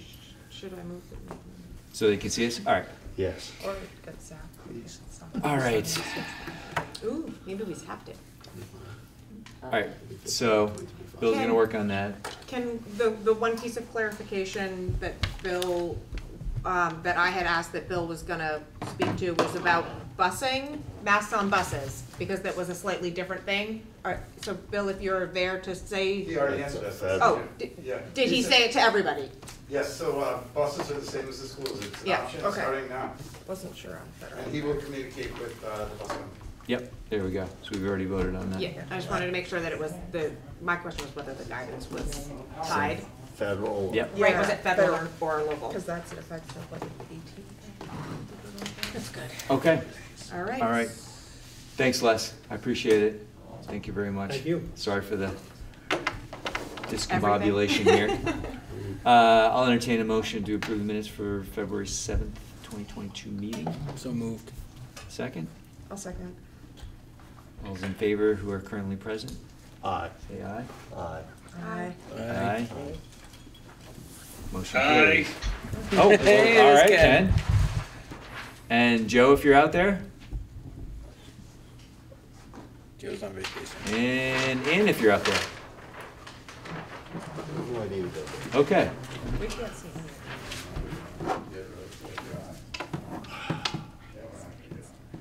Are, Now we're gonna Ben, are we still on? Huh? You're Yes, you're still on. You cannot visually see that. That's okay. It's all gone. Okay. Well, that's a bit of an issue because if we go into executive, we gotta make sure that everybody who Out. should not be. Well, he can see it from his computer. Right. Here too. I'm sorry? It's on this computer. Oh, right. Got it. That one won't be recording when we're in executive session. But his will.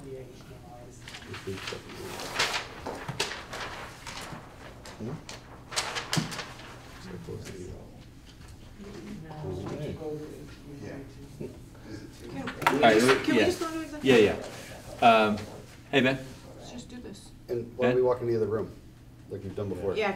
Yeah, we could do that. Let's hold an executive session in the other room, and unfortunately, those board members that are on Zoom can't go with us. No. Well, there's no other way, we have to shut the meeting down. Ben, do you have the ability to kick folks out on your end? On the screen? Hey, Peter. I can. All right, there we go. All right, hang on. We're back. We're back. We got it. Live. Okay. So we did those. All right. code All right, of we are conduct. going to enter executive session, so anybody who, yep, yes, So- please. And then Ben, we'll call you We'll back. call you back in after, a few minutes to close the meeting. Yeah, it won't be long. You gotta kick out Everybody but Ken. We better do the motion and be all official. Oh yeah, I will move officially that we go into executive session. And I'll Thank second you. that. Boom. All those in favor say aye. Aye. Aye. Okay. I'll need a couple of minutes.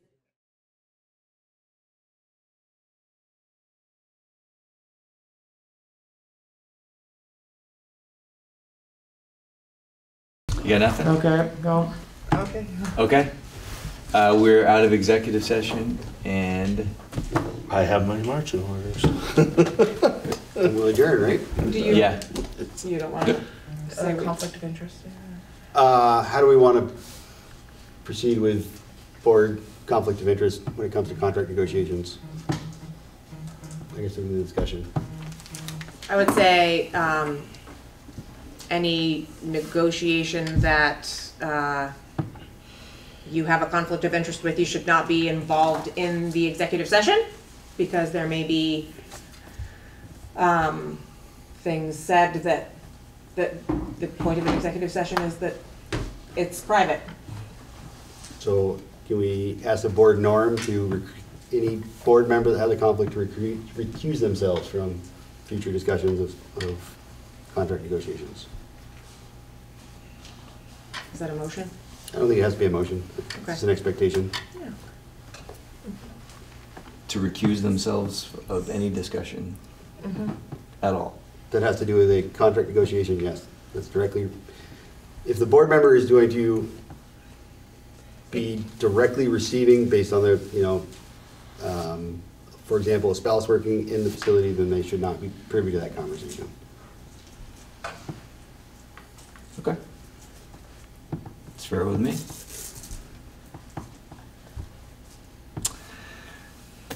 All right, anything else? If not, I will entertain a motion to adjourn. So moved. Oh, Mikey. Seconded. Very good. In favor, say aye. Aye. All right, thank you.